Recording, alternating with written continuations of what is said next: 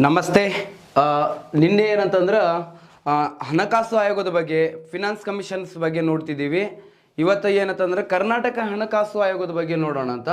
ಹಾಗಾದ್ರೆ ಪ್ರತಿಯೊಂದು ರಾಜ್ಯಕ್ಕೆ ಒಂದೊಂದು ಏನಂತಂದ್ರೆ ಹಣಕಾಸು ಆಯೋಗಗಳು ಅಂತೇಳಿ ಇರ್ತವೆ. ಪ್ರತಿಯೊಂದು ರಾಜ್ಯಕ್ಕೆ ಒಂದೊಂದು ಏನಂತಂದ್ರೆ ಹಣಕಾಸು ಆಯೋಗಗಳು ಇರ್ತವೆ. ಸೊ ಏನಂತಂದ್ರೆ ನಮ್ಮ ಕರ್ನಾಟಕ ರಾಜ್ಯಕ್ಕೂ ಕೂಡ ಏನಂತಂದ್ರೆ ಒಂದು ಹಣಕಾಸು ಆಯೋಗ ಇರೋದನ್ನು ನಾವು ನೋಡ್ತೀವಿ. ಓಕೆ, ರಾಜ್ಯ ಹಣಕಾಸು ಆಯೋಗ, ಸ್ಟೇಟ್ ಫೈನಾನ್ಸ್ ಕಮಿಷನ್ ಅಂತ ಕರಿತೀವಿ. ಇದಕ್ಕೆ ಸ್ಟೇಟ್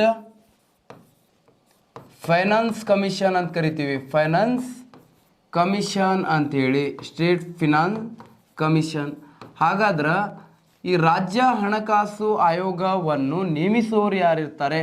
ರಾಜ್ಯ ಹಣಕಾಸು ಆಯೋಗವನ್ನು ನೇಮಕ ಮಾಡೋರು ರಾಜ್ಯಪಾಲರು ನೇಮಕ ಮಾಡುತ್ತಾರೆ. ಹಾಗಾದ್ರೆ ಎಷ್ಟು ಅವಧಿಗೆ ಅಂತ ಕೇಳಿದರೆ 5 ವರ್ಷದ ಅವಧಿಗಳಿಗೆ ಏನಂತಂದ್ರೆ ನೇಮಕ ಮಾಡ್ತಾರೆ. ಯಾರು ನೇಮಕ ಮಾಡ್ತಾರೆ? ರಾಜ್ಯಪಾಲರು ಏನು ಮಾಡ್ತಾರೆ? ನೇಮಕ ಮಾಡುತ್ತಾರೆ. ಹಾಗಾದ್ರೆ ರಾಜ್ಯ ಹಣಕಾಸು ಆಯೋಗದ ಬಗ್ಗೆ ತಿಳಿಸುವಂಥ ವಿಧಿ ಯಾವುದು ಅಂತ ಕೇಳಿದ್ರೆ, ರಾಜ್ಯ ಹಣಕಾಸು ಆಯೋಗದ ಬಗ್ಗೆ ತಿಳಿಸುವ ವಿಧಿ 243 ಉಪವಿಧಿ ಏನಂತಂದ್ರೆ ಇದರ ಬಗ್ಗೆ ಹೇಳ್ತಿತ್ತಂದ್ರೆ ರಾಜ್ಯ ಹಣಕಾಸು ಆಯೋಗದ ಬಗ್ಗೆ ಏನಂತಂದ್ರೆ ಮಾಹಿತಿ ಕೊಡುತ್ತೆ. ಯಾವುದರ ಬಗ್ಗೆ? ರಾಜ್ಯ ಹಣಕಾಸು ಆಯೋಗದ ಬಗ್ಗೆ ತಿಳಿಸುವಂಥ ವಿಧಿ ಯಾವುದು ಅಂತ ಕೇಳಿದ್ರೆ 243 ಸಬ್ ಆರ್ಟಿಕಲ್ ಅದರ ಬಗ್ಗೆ ಹೇಳ್ತಿತ್ತೆ ಅಂತಂದ್ರೆ ರಾಜ್ಯ. ಪ್ರತಿಯೊಂದು ರಾಜ್ಯಕ್ಕೆ ಏನಂತಂದ್ರೆ ಒಂದೊಂದು ಏನಿರಬೇಕು? ರಾಜ್ಯ ಹಣಕಾಸು ಆಯೋಗಗಳು ಇರಬೇಕು ಅಂತೇಳಿ ತಿಳಿಸಿರುವಂಥ ವಿಧಿ ಆರ್ಟಿಕಲ್ 243 ಸಬ್ ಆರ್ಟಿಕಲ್ ಓಕೆ. ಹಾಗಾದ್ರೆ ಭಾಗ ಯಾವುದು ಅಂತ ಕೇಳಿದ್ರೆ 9ನೇ ಭಾಗ. ಭಾಗ ಯಾವತ್ತು ಏನಂತಂದ್ರೆ ರೋಮನ್ ಅಂಕಿಯಲ್ಲೇ ಬರೀಬೇಕು ಸ್ನೇಹಿತರೆ. ಸೊ 9ನೇ ಭಾಗ ಇದರ ಬಗ್ಗೆ ಹೇಳ್ತಿತ್ತಂದ್ರೆ ರಾಜ್ಯ ಹಣಕಾಸು ಆಯೋಗದ ಬಗ್ಗೆ ತಿಳಿಸುವಂಥದ್ದು. ಇವುಗಳ ಉದ್ದೇಶ ಏನದ ರೀ? ರಾಜ್ಯ ಹಣಕಾಸು ಆಯೋಗದ ಉದ್ದೇಶ ಏನಾಗಿದೆ ಅಂತ ಕೇಳಿದ್ರೆ, ರಾಜ್ಯದ ಸ್ವ ತೆರಿಗೆಯಲ್ಲಿ ಸ್ಥಳೀಯ ಸಂಸ್ಥೆಗಳಿಗೆ ಅನುದಾನವನ್ನು ಹಂಚಿಕೆ ಮಾಡುವುದಾಗಿದೆ. ಈಗ ರಾಜ್ಯದ ಸ್ವ ತೆರಿಗೆ ಅಂತ ಕೇಳಿದ್ರೆ, ರಾಜ್ಯದ ಸ್ವಂತ ಏನಂತಂದ್ರೆ ಟ್ಯಾಕ್ಸಿಂದ ಬರುವಂಥ ಇನ್ಕಮಿಂದ ಏನು ಮಾಡೋದು ಅಂತಂದ್ರೆ ಸ್ಥಳೀಯ ಸಂಸ್ಥೆಗಳಲ್ಲಿ. ಓಕೆ, ಸ್ಥಳೀಯ ಸಂಸ್ಥೆಗಳು ಅಂತಂದ್ರೆ ಯಾವ್ಯಾವುದು ಅಂತಂದ್ರೆ ಗ್ರಾಮ ಪಂಚಾಯತ್, ತಾಲೂಕಾ ಪಂಚಾಯತ್, ಜಿಲ್ಲಾ ಪಂಚಾಯತ್ ಅಂತೇಳಿ ಬರುತ್ತೆ. ಬಳವಂತರಾಯ್ ಮೆಹ್ತಾ ಸಮಿತಿ 3 ಟೈರ್ ಪಂಚಾಯತ್ ವ್ಯವಸ್ಥೆಗೆ ಅಂತಂದ್ರೆ ಶಿಫಾರಸು ಮಾಡಿತ್ತು. 1957-58 ವರದಿ ಕೊಟ್ಟಿತ್ತು. ನೇಮಕ ಆಗಿದ್ದು 57-58 ವರದಿ ಕೊಟ್ಟಿತ್ತು. ಓಕೆ, ಹಾಗಾದ್ರೆ ರಾಜ್ಯದ ಸ್ವ ತೆರಿಗೆಯಲ್ಲಿ ಸ್ಥಳೀಯ ಸಂಸ್ಥೆಗಳಿಗೆ ಅನುದಾನವನ್ನು ಹಂಚಿಕೆ ಮಾಡುವುದೇ ರಾಜ್ಯ ಹಣಕಾಸು ಆಯೋಗದ ಮುಖ್ಯ ಉದ್ದೇಶ ಆಗಿರುತ್ತೆ. ಸೊ ಅದೇ ಥರ ಏನಂತಂದ್ರೆ ಆರ್ಟಿಕಲ್ ನೋಡ್ರಿ, ಕರೆಕ್ಟ್ ತಿಳ್ಕೊಳ್ಬೇಕು. 243 ಸಬ್ ಆರ್ಟಿಕಲ್ ಎದರ ಬಗ್ಗೆ ಹೇಳ್ತಿತ್ತ ಅಂತಂದ್ರೆ ನಗರ ಸಂಸ್ಥೆಗಳಿಗೆ ಅಥವಾ ಮುನ್ಸಿಪಲ್ ಕಾರ್ಪೊರೇಷನ್ಗಳಿಗೆ ಹಣಕಾಸಿನ ಹಂಚಿಕೆ ಮಾಡೋದಾಗಿದೆ. ಓಕೆ, ನಗರ ಪ್ರದೇಶಗಳಲ್ಲಿ ಏನಂತಂದ್ರೆ ಮಹಾನಗರ ಪಾಲಿಕೆ ಅಂತೇಳಿ ಬರ್ತಾವಲ್ಲ, ಮಹಾನಗರ ಪಾಲಿಕೆಗಳಿಗೆ, ಎಂಥ ಪಾಲಿಕೆ? ಮಹಾನಗರ ಪಾಲಿಕೆಗಳಿಗೆ ಏನಂತಂದ್ರೆ ಅನುದಾನವನ್ನು ಹಂಚಿಕೆ ಮಾಡೋದಾಗಿದೆ. ಯಾವುದಕ್ಕೆ? ಮಹಾನಗರ ಪಾಲಿಕೆಗಳಿಗೆ ಏನಂತಂದ್ರೆ ಅನುದಾನ ಹಂಚಿಕೆ ಮಾಡೋದು ಇದರ ಉದ್ದೇಶ ಆಗಿದೆ. ಓಕೆ, ನೆಕ್ಸ್ಟ್ ಏನಂತ ಅದೇ ಥರ ಸ್ಥಳೀಯ ಸಂಸ್ಥೆಗಳಿಗೆ ಅಂತಂದ್ರೆ 243 ಉಪವಿಧಿ ಬಗ್ಗೆ ಹೇಳುವಂಥದ್ದು. ನೆಕ್ಸ್ಟ್ ಏನಂತಂದ್ರೆ ಗೊತ್ತಿರಬೇಕು ಸ್ನೇಹಿತರೆ, ನಮ್ಮ ಕರ್ನಾಟಕ ರಾಜ್ಯದಲ್ಲಿ ಓಕೆ ಎಷ್ಟಾಗಿದ್ದಾವೆ ಇಲ್ಲಿವರೆಗೆ? ಕರ್ನಾಟಕ ರಾಜ್ಯದಲ್ಲಿ 4 ರಾಜ್ಯ ಹಣಕಾಸುಗಳನ್ನು ನೇಮಕ ಮಾಡಲಾಗಿದೆ. ಇಲ್ಲಿವರೆಗೆ ಎಷ್ಟಾಗ್ಯಾವ ಕರ್ನಾಟಕದಲ್ಲಿ? 4 ರಾಜ್ಯ. ನೋಡಿ, ಮೊದಲನೆಯ ಕರ್ನಾಟಕ ರಾಜ್ಯ ಹಣಕಾಸು ಆಯೋಗ, ಫಸ್ಟ್ ಕರ್ನಾಟಕ ಫಿನಾನ್ಸ್ ಕಮಿಷನ್ ಯಾವಾಗಾಯಿತು ರೀ? ನೇಮಕ ಯಾವಾಗಾಯಿತು? ಏನೇನಾಯ್ತು ನೋಡ್ರಿ. ಇಲ್ಲಿ ನೋಡ್ರಿ, ನೇಮಕ ಆಗಿದ್ದು 1994 ಜೂನ್ 10ಗೆ ಏನಂತಂದ್ರೆ ಕರ್ನಾಟಕ ರಾಜ್ಯದಲ್ಲಿ ಮೊದಲನೆಯ ಹಣಕಾಸು ಆಯೋಗ ನೇಮಕ ಆಯಿತು. 1994 ಜೂನ್ 10ಗೆ ಏನಂತಂದ್ರೆ ನೇಮಕ ಆಗ್ತದ. ನೆಕ್ಸ್ಟ್ ಏನಂತಂದ್ರೆ ಇದರ ಅಧ್ಯಕ್ಷ ಯಾರಿದ್ರಪ್ಪ ಅಂತ ಕೇಳಿದ್ರೆ ಡಾಕ್ಟರ್ ಜಿ ತಿಮ್ಮಯ್ಯ ಅಂತ ಹೇಳಿದ್ರು. ಡಾಕ್ಟರ್ ಜಿ ತಿಮ್ಮಯ್ಯ ಅವರು ಅಧ್ಯಕ್ಷತೆಯನ್ನು ವಹಿಸ್ಕೊಳ್ತಾರೆ ಮೊದಲನೇ ಕರ್ನಾಟಕ ರಾಜ್ಯ ಹಣಕಾಸು ಆಯೋಗದ. ಓಕೆ, ಇದರ ಅವಧಿ ಏನದ ರೀ ಅಂತ ಕೇಳಿದ್ರೆ ಅವಧಿ 1997-98 ಎಕನಾಮಿಕ್ ಇಯರಿಂದ 2001-2002 ಎಕನಾಮಿಕ್ ಇಯರ್ವರೆಗೆ ಇದರ ಅವಧಿ ಇರ್ತದೆ. 1997-98ರಿಂದ 2001-2ನೇ ಆರ್ಥಿಕ ವರ್ಷದವರೆಗೆ ಏನಂತಂದ್ರೆ ಅವಧಿ ಇರ್ತದೆ. ಎಷ್ಟನೇ ಹಣಕಾಸು ಆಯೋಗದ ಅಂತ ಕೇಳಿದ್ರೆ ಮೊದಲನೇ ರಾಜ್ಯ ಹಣಕಾಸು ಆಯೋಗದ ಅವಧಿ ಇರುತ್ತೆ. ನೆಕ್ಸ್ಟ್ ಎರಡನೇದು ನೋಡ್ರಿ. ಈಗ ಎರಡನೇ ಕರ್ನಾಟಕ ರಾಜ್ಯ ಹಣಕಾಸು ಆಯೋಗ. ಎರಡನೇ ಕರ್ನಾಟಕ ರಾಜ್ಯ ಹಣಕಾಸು ಆಯೋಗ ನೇಮಕ ಆಗಿದ್ದು 2000 ಅಕ್ಟೋಬರ್ ಎಷ್ಟು ಅಂತ ಕೇಳಿದ್ರೆ ಅಕ್ಟೋಬರ್ 25ಗೆ ನೇಮಕ ಆಗುತ್ತೆ. ಅಕ್ಟೋಬರ್ 2000 ಏನಂತಂದ್ರೆ ನೇಮಕ ಆಗ್ತದ 2ನೇ ಕರ್ನಾಟಕ ರಾಜ್ಯ ಹಣಕಾಸು ಆಯೋಗ. ಇದರ ಅಧ್ಯಕ್ಷರು ಯಾರಾದ್ರ ಅಂತಂದು ಕೇಳಿದರೆ KP ಸುರೇಂದ್ರನಾಥ್ ಅಂತೇಳಿ ಆದ್ರ. KP ಸುರೇಂದ್ರನಾಥ್ ಅವರು ಏನಂತಂದ್ರೆ ಅಧ್ಯಕ್ಷತೆಯನ್ನು ವಹಿಸ್ಕೊಂಡಿದ್ದಾರೆ. ಓಕೆ, ಇದರ ಅವಧಿ ಏನಿದೆ ರೀ ಅಂತ ಕೇಳಿದರೆ ಇದರ ಅವಧಿ 2006-7 ಇಂದ 2010-11 ಏನಂತಂದ್ರೆ ಇದರ ಅವಧಿ ಇರೋದನ್ನು ನಾವು ನೋಡ್ತೀವಿ. ಎಲ್ಲಿಂದ ಎಲ್ಲಿವರೆಗೆ? 2006-7 ಇಂದ 2010-11ವರೆಗೂ ಏನಂತಂದ್ರೆ ಇದರ ಅವಧಿ ಇರೋದನ್ನು ನೋಡ್ತೀವಿ. ನೆಕ್ಸ್ಟ್ ಉದ್ದೇಶ ಏನ್ರಿ ಎಲ್ಲ ಹಣಕಾಸು ಆಯೋಗದ ಏನಂತಂದ್ರೆ ಕರ್ನಾಟಕದ ಸ್ವಂತ ತೆರಿಗೆಯಲ್ಲಿ ಈ ಸ್ವಂತ ತೆರಿಗೆ ಯಾವ್ಯಾವ ಬರ್ತಾವ ಅಂತೇಳಿ ನೋಡೋಣ. ಸ್ಟೇಟ್ ಗೌರ್ಮೆಂಟ್ ವಿಧಿಸುವಂಥ ತೆರಿಗೆ ಯಾವುದಾದವ್ರಿ ಅಂತೇಳಿ ಪರ್ಟಿಕ್ಯುಲರ್ ಆಗಿ ಅವು ಕೂಡ ಏನಂತಂದ್ರೆ ನಿಮಗೆ ಹೇಳ್ಕೊಡ್ತೀನಿ. ಕರ್ನಾಟಕ ರಾಜ್ಯ ಸರ್ಕಾರ ಆಗಿರಬಹುದು, ಬೇರೆ ಬೇರೆ ರಾಜ್ಯ ಸರ್ಕಾರ, ಯಾವುದೇ ರಾಜ್ಯ ಸರ್ಕಾರದವರು ಯಾವ್ಯಾವ ಟ್ಯಾಕ್ಸನ್ನು ವಿಧಿಸ್ತಾರೆ ಅದ್ರ ಬಗ್ಗೆ ಏನಂತಂದ್ರೆ ಡಿಟೇಲ್ ಆಗಿ ನೋಡೋಣ. ಹಾಗಾದ್ರೆ ನೆಕ್ಸ್ಟ್ ಮೂರನೇದು ನೋಡೋಣ್ರಿ. 3ನೇ ಕರ್ನಾಟಕ ರಾಜ್ಯ ಹಣಕಾಸು ಆಯೋಗ. 3ನೇ ಕರ್ನಾಟಕ ರಾಜ್ಯ ಹಣಕಾಸು ಆಯೋಗ ನೇಮಕ ಆಗಿದ್ದು, ಇದು ನೇಮಕ ಆಗಿದ್ದು 2006 ಅಕ್ಟೋಬರ್ 28ಗೆ ನೇಮಕ ಆಗಿದೆ. ನೇಮಕ 2006 ಆಗಸ್ಟ್ 28ಗೆ ಏನಂತಂದ್ರೆ ಮೊದಲನೆಯ ಆದ ನಂತರ 2ನೇದು ಆದ ನಂತರ ಏನಂತಂದ್ರೆ 3ನೇದು ಏನಂತಂದ್ರೆ ನೇಮಕ ಮಾಡಿರುವಂಥದ್ದು. ಹಾಗಾದ್ರೆ ಇದರ ಅಧ್ಯಕ್ಷತೆಯನ್ನು ವಹಿಸಿಕೊಂಡವ್ರು ಯಾರಂತಂದ್ರೆ YD ಕೊಡ್ಗಿ ಅಂತ ಕರಿತೀವಿ. ಕೊಡ್ಗಿ ಅಂತೇಳಿ ಆಗಿತ್ತು. ಇದು YD ಕೊಡ್ಗಿ ಅಂತೇಳಿ ಕರಿತೀವಿ. ಇದನ್ನು ಯಾವ ಕೊಡ್ಗಿ? YD ಕೊಡ್ಗಿ ಅವರು ಏನಂತಂದ್ರೆ ಈ 3ನೇ ಕರ್ನಾಟಕ ರಾಜ್ಯ ಹಣಕಾಸು ಆಯೋಗದ ಏನಂತಂದ್ರೆ ಅಧ್ಯಕ್ಷತೆ ಆಗಿದ್ದನ್ನು ನಾವು ನೋಡ್ತೀವಿ. ನೆಕ್ಸ್ಟ್ ಅವಧಿ ಏನಿರ್ತದೆ ರೀ 2011-12 15-16ವರೆಗೆ ಏನಂತಂದ್ರೆ ಅವಧಿ ಇರುತ್ತೆ. 3ನೇ ಹಣಕಾಸು ಆಯೋಗದ ಅವಧಿ 2011-12ರಿಂದ 15-16 ಏನಂತಂದ್ರೆ ಅವಧಿ ಇರೋದನ್ನು ನಾವು ನೋಡ್ತೀವಿ. ನೆಕ್ಸ್ಟ್ ಕೊನೆಯದಾಗಿ ಪ್ರಸ್ತುತ ಚಾಲ್ತಿಯಲ್ಲಿರುವುದು ಕರ್ನಾಟಕದಲ್ಲಿ ಪ್ರಸ್ತುತ ಏನಂದ್ರೆ 4ನೇ ಕರ್ನಾಟಕ ರಾಜ್ಯ ಹಣಕಾಸು ಆಯೋಗ ಚಾಲ್ತಿಯಲ್ಲಿದೆ ರೀ. ಓಕೆ, ಹಾಗಾದ್ರೆ 4ನೇ ಕರ್ನಾಟಕ ರಾಜ್ಯ ಹಣಕಾಸು ಆಯೋಗ ನೇಮಕ ಆಗಿದ್ದು ಯಾವಾಗ ಅಂತ ಕೇಳಿದ್ರೆ ನೇಮಕ ಆಗಿದ್ದು 2015 ಡಿಸೆಂಬರ್ 21ಕ್ಕೆ ನೇಮಕ ಆಗಿದೆ. 2015 ಡಿಸೆಂಬರ್ 21ಕ್ಕೆ ನೇಮಕ ಆಗಿದೆ. ಇದರ ಅಧ್ಯಕ್ಷರು ಯಾರಾದ್ರ ಅಂತಂದ್ರೆ CG ಚಿನ್ನಸ್ವಾಮಿ ಅಂತೇಳಿ ಆದ್ರ. ಯಾರಾದ್ರ? CG ಚಿನ್ನಸ್ವಾಮಿ ಅವರ ಅಧ್ಯಕ್ಷತೆಯನ್ನು ವಹಿಸ್ಕೊಂಡಿದ್ದಾರೆ. ಮತ್ತು ಸದಸ್ಯರು ಕೂಡ ಇದ್ದಾರೆ. ಇದಕ್ಕೆ 2 ಜನ ಏನಂತಂದ್ರೆ ಸದಸ್ಯರು ಇರುತ್ತಾರೆ. ಸೊ ಅದನ್ನು ಕೂಡ ನೆನಪಿಟ್ಕೊಳ್ಬೇಕು. ಯಾಕಂದ್ರೆ ಪ್ರಸ್ತುತ ಚಾಲ್ತಿಯಲ್ಲಿ ಇದೆ ಅಲ್ಲ, ಸೊ ಅದಕ್ಕೆ ಏನಂದ್ರೆ ಸದಸ್ಯರನ್ನು ಕೂಡ ಏನಂತಂದ್ರೆ ಕೇಳುವಂಥ ಸಾಧ್ಯತೆಗಳು ಬಹಳಷ್ಟು ಇರುತ್ತೆ. ಅದಕ್ಕೇನಂತಂದ್ರೆ ಮೆಂಬರ್ಸ್ ಯಾರಿದ್ದಾರೆ ಅದನ್ನು ಕೂಡ ನೋಡ್ಕೊಳ್ಬೇಕು. ಒಬ್ಬರಿದ್ದಾರೆ HD ಅಮರ್ನಾಥನ್ ಅಂತೇಳಿ, ಒಬ್ಬರಿದ್ದಾರೆ HD ಅಮರ್ನಾಥನ್ ಅಂತೇಳಿದ್ದಾರೆ. ಮತ್ತೊಬ್ಬರಿದ್ದಾರೆ ಡಾಕ್ಟರ್ H ಶಶಿಧರ್ ಅಂತೇಳಿದ್ದಾರೆ. ಡಾಕ್ಟರ್ H ಶಶಿಧರ್ ಅವರು ಇದ್ದಾರೆ. 2 ಜನ ಸದಸ್ಯರಿರುವಂಥದ್ದು. ಇದಕ್ಕೆ ಅವಧಿ ಏನದ ರೀ ಅಂತ ಕೇಳಿದ್ರೆ ಈ 4ನೇ ಕರ್ನಾಟಕ ರಾಜ್ಯ ಹಣಕಾಸು ಆಯೋಗದ ಅವಧಿ ಇದೆ 2018-19 2022-23 ಇದರ ಟರ್ಮ್ ಇರೋದು. ಓಕೆ, 2018-19 ಆರ್ಥಿಕ ವರ್ಷದಿಂದ 22-23 ಆರ್ಥಿಕ ವರ್ಷ ಅವಧಿ ಇರುತ್ತೆ ರೀ. ಎಷ್ಟೇ ಹಣಕಾಸು ಆಯೋಗದ ಅಂತ ಕೇಳಿದ್ರೆ 4ನೇ ಕರ್ನಾಟಕ ರಾಜ್ಯ ಹಣಕಾಸು. ಈ 4ನೇ ಕರ್ನಾಟಕ ರಾಜ್ಯ ಹಣಕಾಸಿನ ಆಯೋಗದಲ್ಲಿ ನೋಡ್ರಿ ಇಲ್ಲಿ ಏನಂತಂದ್ರೆ ರಾಜ್ಯದ ಸ್ವತೆರಿಗೆಯಲ್ಲಿ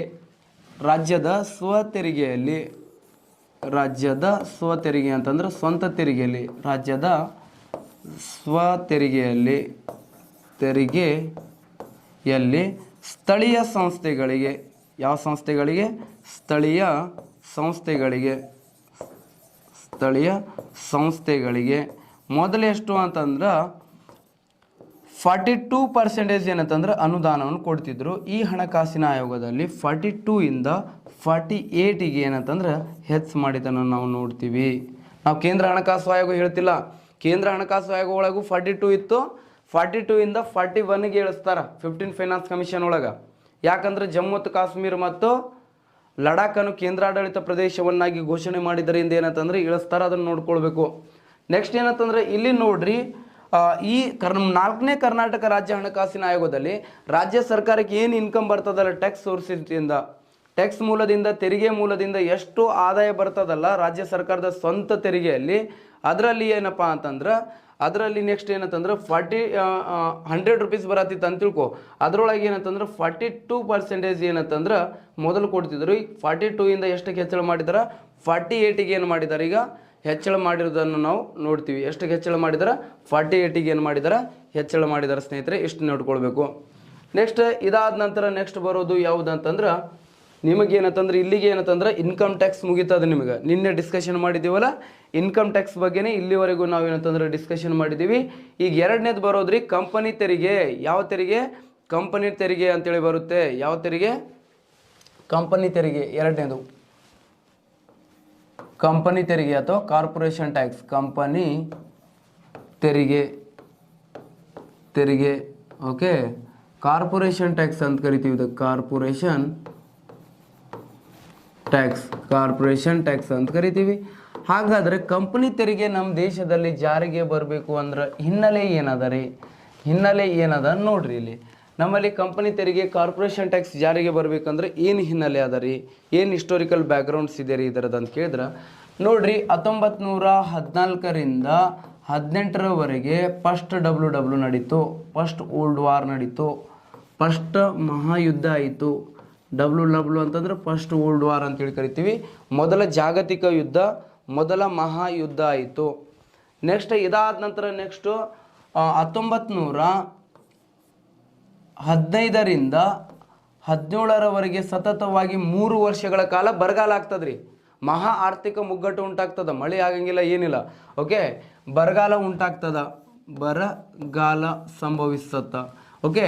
ನೆಕ್ಸ್ಟ್ 1918ರಲ್ಲಿ ಪ್ಲೇಗ ರೋಗ ಬರುತ್ತದೆ.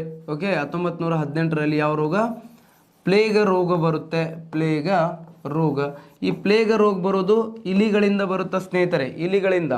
ಓಕೆ, ಇಲಿಗಳನ್ನು ಏನಂತಂದ್ರೆ ಸಂತಾನೋತ್ಪತ್ತಿಯ ಫ್ಯಾಕ್ಟ್ರಿ ಅಂತೇಳಿ ಕೂಡ ಕರೀತಾರೆ. ಅತಿ ಕಡಿಮೆ ಅವಧಿ ಅಂತಂದ್ರೆ ಗರ್ಭಾವಧಿಯನ್ನು ಧರಿಸುವಂಥ ಪ್ರಾಣಿ ಯಾವುದ್ರಿ ಅಂತ ಕೇಳಿದರೆ ಇಲಿ ಅಂತ ಹೇಳ್ಬೋದು.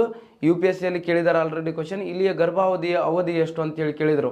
ಓಕೆ, 21 ದಿನಗಳು ಏನಂತಂದರೆ ಇಲಿಯ ಗರ್ಭಾವಧಿಯ ಅವಧಿ ಇರ್ತದ. ಇದು ನಿಮಗೆ ಗೊತ್ತಿರಬೇಕು.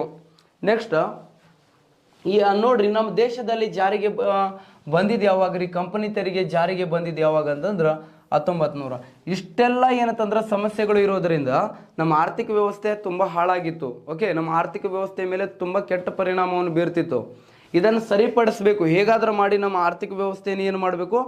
ಸರಿಪಡಿಸ್ಬೇಕಂತೇಳಿ ಉದ್ದೇಶದಿಂದ ಏನು ಮಾಡ್ತಾರೆ ಅಂತಂದ್ರೆ 1918ರಲ್ಲಿ ಏನಂತಂದ್ರೆ ಅಂದಿನ ವೈಸ್ರಾಯರಾಗಿರುವಂಥ ಬ್ರಿಟಿಷ್ ವೈಸ್ರಾಯರಾಗಿರುವಂಥ ಲಾರ್ಡ್ ಚೆಮ್ಸ್ಫರ್ಡ್ ಅವರು ಏನು ಮಾಡ್ತಾರೆ ಅಂತಂದ್ರೆ ಈ ಕಂಪನಿ ತೆರಿಗೆಗೆ ಏನಂತಂದ್ರೆ ಈ ಜಾರಿಗೆ ತರಲು ಏನಂತಂದ್ರೆ ಅವಕಾಶ ಕೊಟ್ಟು ಏನು ಮಾಡ್ತಾರೆ? ಜಾರಿಗೆ ತರ್ತಾರ. 1918ರಲ್ಲಿ ಏನಂತಂದ್ರೆ ಕಂಪನಿ ತೆರಿಗೆಯನ್ನು ನಮ್ಮ ದೇಶದಲ್ಲಿ ಜಾರಿಗೆ ತರ್ತಾರ. ಹಾಗಾದ್ರೆ ಕಂಪನಿ ತೆರಿಗೆ ಅಂದ್ರೆ ಏನಪ್ಪ?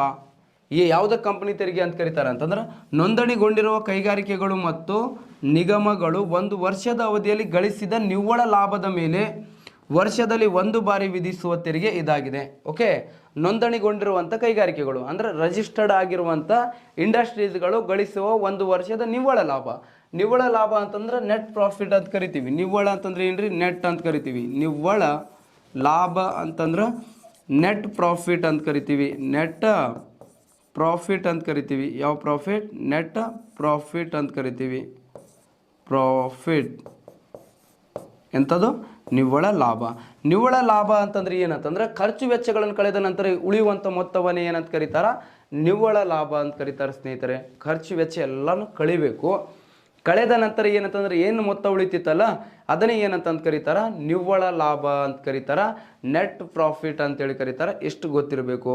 ಓಕೆ, ಹಾಗಾದರೆ ನಿವ್ವಳ ಲಾಭದ ಮೇಲೆ 1 ವರ್ಷದಲ್ಲಿ ಒಂದೇ 1 ಬಾರಿ ವಿಧಿಸಬೇಕು ಈ ಕಂಪನಿ ತೆರಿಗೆಯಿಂದ ಭಾರತ ಸರ್ಕಾರಕ್ಕೆ. ನೋಡ್ರಿ ಸ್ನೇಹಿತರೆ, 2000 ನೋಡ್ರಿ, ಇದಕ್ಕಿಂತ ಮುಂಚೆ ಏನಂತಂದ್ರೆ 2019 ಮತ್ತು 20ನೇ ಆರ್ಥಿಕ ವರ್ಷದಲ್ಲಿ ಈ ಕಂಪನಿ ತೆರಿಗೆಯಿಂದ ಭಾರತ ಸರ್ಕಾರಕ್ಕೆ 18ರಷ್ಟು ಆದಾಯ ಬಂದಿದ್ದು. ಅತಿ ಹೆಚ್ಚು ಆದಾಯವನ್ನು ಕೊಡ್ತಿತ್ತು. ಅತಿ ಹೆಚ್ಚು ಆದಾಯವನ್ನು ಕೊಡುವಂಥ ತೆರಿಗೆ ಯಾವುದಂದ್ರೆ ಕಂಪನಿ ತೆರಿಗೆ ಆಗಿತ್ತು 2019-20 ಒಳಗೆ. ಬಟ್ ಸ್ನೇಹಿತರೆ ಕೇಳಬೇಕು, ಕರೋನಾ ಬಂದಿದ್ದರಿಂದ ಕರೋನಾದಿಂದ ಎಲ್ಲ ಆರ್ಥಿಕ ಚಟುವಟಿಕೆಗಳು ನಿಂತು ಹೋದವು. ಎಲ್ಲ ಎಕನಾಮಿಕ್ಸ್ ಆಕ್ಟಿವಿಟೀಸ್ಗಳು ಕ್ಲೋಸ್ ಆಗಿದ್ದವು. ಅದರಲ್ಲಿ ಏನಂತಂದ್ರೆ ಇಂಡಸ್ಟ್ರೀಸ್ಗಳು, ಭಾಳಷ್ಟು ಇಂಡಸ್ಟ್ರೀಸ್ಗಳು ಏನಾಗಿದ್ದವು? ಕ್ಲೋಸ್ ಆಗಿದ್ದವು ರೀ. ಇಂಡಸ್ಟ್ರೀಸ್ಗಳು ಕ್ಲೋಸ್ ಆಗಿದ್ದರಿಂದ ಏನಂತಂದ್ರೆ ಮೊದಲು ಏನಂತಂದ್ರೆ ಚಲೋ. ಈಗ ಕರೋನಾ ಬರೋಕ್ಕಿಂತ ಮುಂಚೆ ಏನಂತಂದ್ರೆ ನಮ್ಮ ದೇಶಕ್ಕೆ ಅತಿ ಹೆಚ್ಚು ಕೊಡುಗೆ ಕೊಡ್ತಿತ್ತು ಕಂಪ್ನಿ ತೆರಿಗೆ. ಕರೋನಾ ಬಂದ ನಂತರ ಬಹಳಷ್ಟು ಕೈಗಾರಿಕೆಗಳು ಕ್ಲೋಸ್ ಆಗಿದ್ದರಿಂದ 2020-21 ಎಕನಾಮಿಕ್ ಇಯರ್ ಒಳಗೆ ಕಂಪನಿ ತೆರಿಗೆಯಿಂದ ಭಾರತ ಸರ್ಕಾರಕ್ಕೆ ಬರುವಂಥ ಆದಾಯದ ಪ್ರಮಾಣ 13% ಕಡಿಮೆ ಆಯಿತು. ಮತ್ತು ಎಷ್ಟು ಆದಾಯ ಬಂತು? ಶೇಕಡ 13 ಕಡಿಮೆ ಆಯಿತು. ಮತ್ತೇನಂತಂದ್ರೆ ಮೂರನೇ ಅತಿ ಹೆಚ್ಚು ಆದಾಯ ಕೊಡುವಂಥ ತೆರಿಗೆ ಮೂರನೇ ಸ್ಥಾನಕ್ಕೆ ಹೋಯಿತು. ನೋಡ್ರಿ 19-20ರಲ್ಲಿ ಮೊದಲನೇ ಸ್ಥಾನದಲ್ಲಿತ್ತು, 20-21ರಲ್ಲಿ ಏನಂತಂದ್ರೆ ಮೂರನೇ ಸ್ಥಾನಕ್ಕೆ ಹೋಗಿಬಿಟ್ಟಿದೆ. ಓಕೆ, ಯಾಕಂತಂದ್ರೆ ಕರೋನಾ ಒಂದು ರೀಸನ್ ಅಂತೇಳಿ ಹೇಳ್ಬೋದು. ನೆಕ್ಸ್ಟ್ ಏನಂತಂದ್ರೆ ಈ ಪ್ರೆಸೆಂಟ್ ಇಯರ್ ಅಂತಂದ್ರೆ 2021-22 ಎಕನಾಮಿಕ್ ಇಯರಲ್ಲಿ ಅಥವಾ ಆರ್ಥಿಕ ವರ್ಷದಲ್ಲಿ ಈ ಕಂಪನಿ ತೆರಿಗೆಯಿಂದ ಭಾರತ ಸರ್ಕಾರಕ್ಕೆ ಶೇಕಡ 15ರಷ್ಟು ಆದಾಯ ಬಂದಿದ್ದು. ಕಂಪನಿ ತೆರಿಗೆಯಿಂದ ಎಷ್ಟು ಆದಾಯ ಬಂದಿದ್ದು? 15ರಷ್ಟು ಆದಾಯ, 15% ಇನ್ಕಮ್ ಬಂದಿದ್ದು. ಮೂರನೇ ಅತಿ ಹೆಚ್ಚು ಆದಾಯವನ್ನು ಕೊಡುವ ತೆರಿಗೆ ವಿಧ ಯಾವುದಾಗಿದೆ ಅಂತಂದ್ರೆ ಈ ಕಂಪನಿ ತೆರಿಗೆ ಆಗಿದೆ. ಓಕೆ, ಅತಿ ಹೆಚ್ಚು ನಿನ್ನೆ ಹೇಳಿದೆ, ಅತಿ ಹೆಚ್ಚು ಕೊಡೋದು GST. ಎರಡನೇ ಅತಿ ಹೆಚ್ಚು ಕೊಡೋದು ಯಾವುದಂತಂದ್ರೆ ಇನ್ಕಮ್ ಟ್ಯಾಕ್ಸ್. ಮೂರನೇ ಅತಿ ಹೆಚ್ಚು ಯಾವುದಂದ್ರೆ ಕಂಪನಿ ಟ್ಯಾಕ್ಸ್. ನಾಲ್ಕನೇ ಅತಿ ಹೆಚ್ಚು ಅಂತಂದ್ರೆ ಕೇಂದ್ರ ಅಬಕಾರಿ ಸುಂಕ, ಯೂನಿಯನ್ ಎಕ್ಸೈಸ್ ಡ್ಯೂಟಿ. ಐದನೇ ಅತಿ ಹೆಚ್ಚು ಯಾವುದಂತಂದ್ರೆ ಕಸ್ಟಮ್ ಡ್ಯೂಟಿ ರೀ. ಕಸ್ಟಮ್ ಡ್ಯೂಟಿ ಅಂತಂದ್ರೆ ಏನ್ರಿ? ಸೀಮಾ ಸುಂಕ ಅಂತೇಳಿ ಕರಿತೀವಿ. ಸೀಮಾ ಸುಂಕ, ಕಸ್ಟಮ್ ಡ್ಯೂಟಿ ಅಂತೇಳಿ ಕರಿತೀವಿ. ಆರ್ ಎಕ್ಸ್ಪೋರ್ಟ್ ಇಂಪೋರ್ಟ್ ಟ್ಯಾಕ್ಸ್ ಅಂತೇಳಿ ಕೂಡ ಕರೀತಾರೆ. ಅದಕ್ಕೆ ಯಾವ ಟ್ಯಾಕ್ಸ್ ಅಂತ ಕರೀತಾರ? ಎಕ್ಸ್ಪೋರ್ಟ್ ಇಂಪೋರ್ಟ್ ಟ್ಯಾಕ್ಸ್ ಅಂತೇಳಿ ಕರೀತಾರೆ ಸ್ನೇಹಿತರೆ. ಇಷ್ಟು ನಿಮಗೆ ಏನಂತಂದ್ರೆ ಗೊತ್ತಿರಬೇಕು, ರೈಟ್? ಇದಾದ ನಂತರ ನೆಕ್ಸ್ಟ್ ಬರೋದು ಏನಂತಂದ್ರೆ ಸಂಪತ್ತಿನ ತೆರಿಗೆ ಅಂತೇಳಿ ಬರುತ್ತೆ ಸ್ನೇಹಿತರೆ. ವೆಲ್ತ್ ಟ್ಯಾಕ್ಸ್ ಅಂತೇಳಿ ಕರಿತೀವಿ. ಓಕೆ, ಸಂಪತ್ತಿನ ತೆರಿಗೆ ಇಂಪಾರ್ಟೆಂಟ್, ಬಟ್ ಎಟ್ ಪ್ರೆಸೆಂಟ್ ಇದು ಇಲ್ಲ. ಓಕೆ, ಸಂಪತ್ತಿನ ತೆರಿಗೆ ವೆಲ್ತ್ ಟ್ಯಾಕ್ಸ್ ಅಂತ ಕರಿತೀವಿ. ಇದು ಜಾರಿಗೆ ಬಂದಿದ್ದು 1957. ಈ ಅವಧಿಯಲ್ಲಿದ್ದ ನಮ್ಮ ಪ್ರಧಾನಿ ಯಾರಂತಂದ್ರೆ ಜವಾಹರ್ಲಾಲ್ ನೆಹರು ಅವರು ಇರ್ತಾರೆ. ನಿಮಗೆಲ್ಲರಿಗೂ ಗೊತ್ತಿರುವಂಥ ವಿಷಯ. ಡಾಕ್ಟರ್ ರಾಜೇಂದ್ರ ಪ್ರಸಾದ್ ಅವರು ರಾಷ್ಟ್ರಪತಿ ಇರ್ತಾರೆ. ರಾಜೇಂದ್ರ ಪ್ರಸಾದ್ ರಾಷ್ಟ್ರಪತಿ, ಮತ್ತೇನಂತಂದ್ರೆ ಜವಾಹರ್ಲಾಲ್ ನೆಹರು ಅವರು ಪ್ರಧಾನಮಂತ್ರಿ ಇದ್ದರು. ಅದೇ ಥರ ಹಣಕಾಸು ಸಚಿವರು ಈ ಅವಧಿಯಲ್ಲಿದ್ದ ಹಣಕಾಸು ಸಚಿವರು ಯಾರು ಇರ್ತಾರೆ ಅಂತ ಕೇಳಿದ್ರೆ ಈ ಅವಧಿಯಲ್ಲಿದ್ದ FM ಅಂತಂದ್ರೆ ಗೊತ್ತಾಗೋದಲ್ಲ. FM ಅಂತಂದ್ರೆ ಫಿನಾನ್ಸ್ ಮಿನಿಸ್ಟರ್. ನೋಡ್ರಿ, ಇದು FM ಯಾರಿದ್ರು ಅಂತಂದ್ರೆ TT ಕೃಷ್ಣಮಾಚಾರಿ ಅವರು ಇರುತ್ತಾರೆ. ಯಾರು ಇರ್ತಾರೆ? TT ಕೃಷ್ಣಮಾಚಾರಿ ಅವರು. ಮತ್ತು ರಾಮಾಚಾರಿ ಅಂದ್ರೆ TT ಕೃಷ್ಣಮಾಚಾರಿ ಫಿನಾನ್ಸ್ ಮಿನಿಸ್ಟರ್ ಇದ್ರು. ಓಕೆ, ಆ ಸಂದರ್ಭದಲ್ಲಿ ಒಂದು ಸಮಿತಿಯನ್ನು ನೇಮಕ ಮಾಡ್ತಾರೆ, ಪ್ರೊಫೆಸರ್ ನಿಕೋಲಸ್ ಕಾಲ್ಡೇರ್ ಸಮಿತಿ. ಈ ಸಮಿತಿ ನೇಮಕ ಆಗಿದ್ದು 1957ನಲ್ಲಿ ನೇಮಕ ಆಗಿತ್ತು. ಈ ಸಮಿತಿಯ ನೋಡ್ರಿ, ಈ ಸಮಿತಿಯ ಶಿಫಾರಸಿನಂತೆ ಭಾರತದಲ್ಲಿ ಸಂಪತ್ತಿನ ತೆರಿಗೆಯನ್ನು ಜಾರಿಗೆ ತರಲಾಯಿತು. ನಿಮ್ಮ ಕ್ವಶನ್ ಕೇಳ್ತಾರೆ, ಭಾರತದಲ್ಲಿ ಯಾವ ಸಮಿತಿಯ ಶಿಫಾರಸಿನಂತೆ ಭಾರತದಲ್ಲಿ ಸಂಪತ್ತಿನ ತೆರಿಗೆಯನ್ನು ಜಾರಿಗೆ ತರಲಾಯಿತು ಅಂತ ಕೇಳಿದ್ರೆ ಪ್ರೊಫೆಸರ್ ನಿಕೋಲಸ್ ಕಾಲ್ಡೇರ್ ಸಮಿತಿಯ ಶಿಫಾರಸಿನಂತೆ, ಪ್ರೊಫೆಸರ್ ನಿಕೋಲಸ್ ಕಾಲ್ಡೇರ್ ಸಮಿತಿಯ ಶಿಫಾರಸಿನಂತೆ ನಮ್ಮ ದೇಶದಲ್ಲಿ ಏನು ಜಾರಿಗೆ ತರ್ತಾರ? ಈ ತೆರಿಗೆಯನ್ನು ಜಾರಿಗೆ ತರ್ತಾರ. ಹಾಗಾದ್ರೆ ಈ ಸಂಪತ್ತಿನ ತೆರಿಗೆ ಅಂದ್ರೆ ಏನಪ್ಪ? ಯಾವುದಕ್ಕೆ ಸಂಪತ್ತಿನ ತೆರಿಗೆ ಅಂತ ಕರೀತಾರ ಅಂತಂದ್ರೆ, ಒಬ್ಬ ವ್ಯಕ್ತಿಯು ತನ್ನ ಆದಾಯ ತೆರಿಗೆಯನ್ನು ಪಾವತಿಸಿದ ನಂತರ, ಒಬ್ಬ ವ್ಯಕ್ತಿ ನಾನೇನು ತಿಳ್ಕೊಳ್ರಿ, ಈಗ ನಾನು ಏನಂತಂದ್ರೆ ಇನ್ಕಮ್ ಟ್ಯಾಕ್ಸ್ ಪೇ ಮಾಡಿದ ನಂತರ, ನನ್ನ ಆದಾಯ ತೆರಿಗೆಯನ್ನು ಪಾವತಿಸಿದ ನಂತರ ನನ್ನ ಸಂಪತ್ತಿನ ಮೌಲ್ಯ, ಅದು ಆಸ್ತಿ ರೂಪದಲ್ಲಿ ಇರಲಿ ಅಥವಾ ಹಣದ ರೂಪದಲ್ಲಿ ಇರಲಿ, ನನ್ನ ಸಂಪತ್ತಿನ ಮೌಲ್ಯ ಎಷ್ಟು ಇರಬೇಕ್ರಿ? 30 ಲಕ್ಷಕ್ಕಿಂತ ಹೆಚ್ಚಿದ್ದರೆ, ಎಷ್ಟು ಲಕ್ಷಕ್ಕಿಂತ? 30 ಲಕ್ಷಕ್ಕಿಂತ ಹೆಚ್ಚಿದ್ದರೆ ನನ್ನ ಮೇಲೆ ವಿಧಿಸುವಂಥ ತೆರಿಗೆಯನ್ನು ಏನಂತ ಕರೀತಾರ?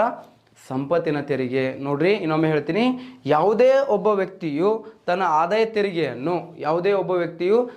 ಆದಾಯ ತೆರಿಗೆಯನ್ನು ಪಾವತಿಸಿದ ನಂತರ, ತನ್ನ ಇನ್ಕಮ್ ಟ್ಯಾಕ್ಸನ್ನು ಪೇ ಮಾಡಿದ ನಂತರ ಆ ವ್ಯಕ್ತಿಯ ಸಂಪತ್ತಿನ ಮೌಲ್ಯ ಎಷ್ಟಿರ್ಬೇಕ್ರಿ? 30 ಲಕ್ಷ. ಮೋರ್ ದೆನ್ 30 ಲ್ಯಾಕ್ ಇರಬೇಕು. ಸರ 30 ಲಕ್ಷ ಅಷ್ಟೇ ಏನ್ರಿ? ಹೌದು. 1957ನಲ್ಲಿ 30 ಲ್ಯಾಕ್ ಅಂತಂದ್ರೆ ಕಡಿಮೆ ಮಾತೇನ್ರಿ? ಅದು ದೊಡ್ಡ ಅಮೌಂಟ್ ರೀ ಅದು.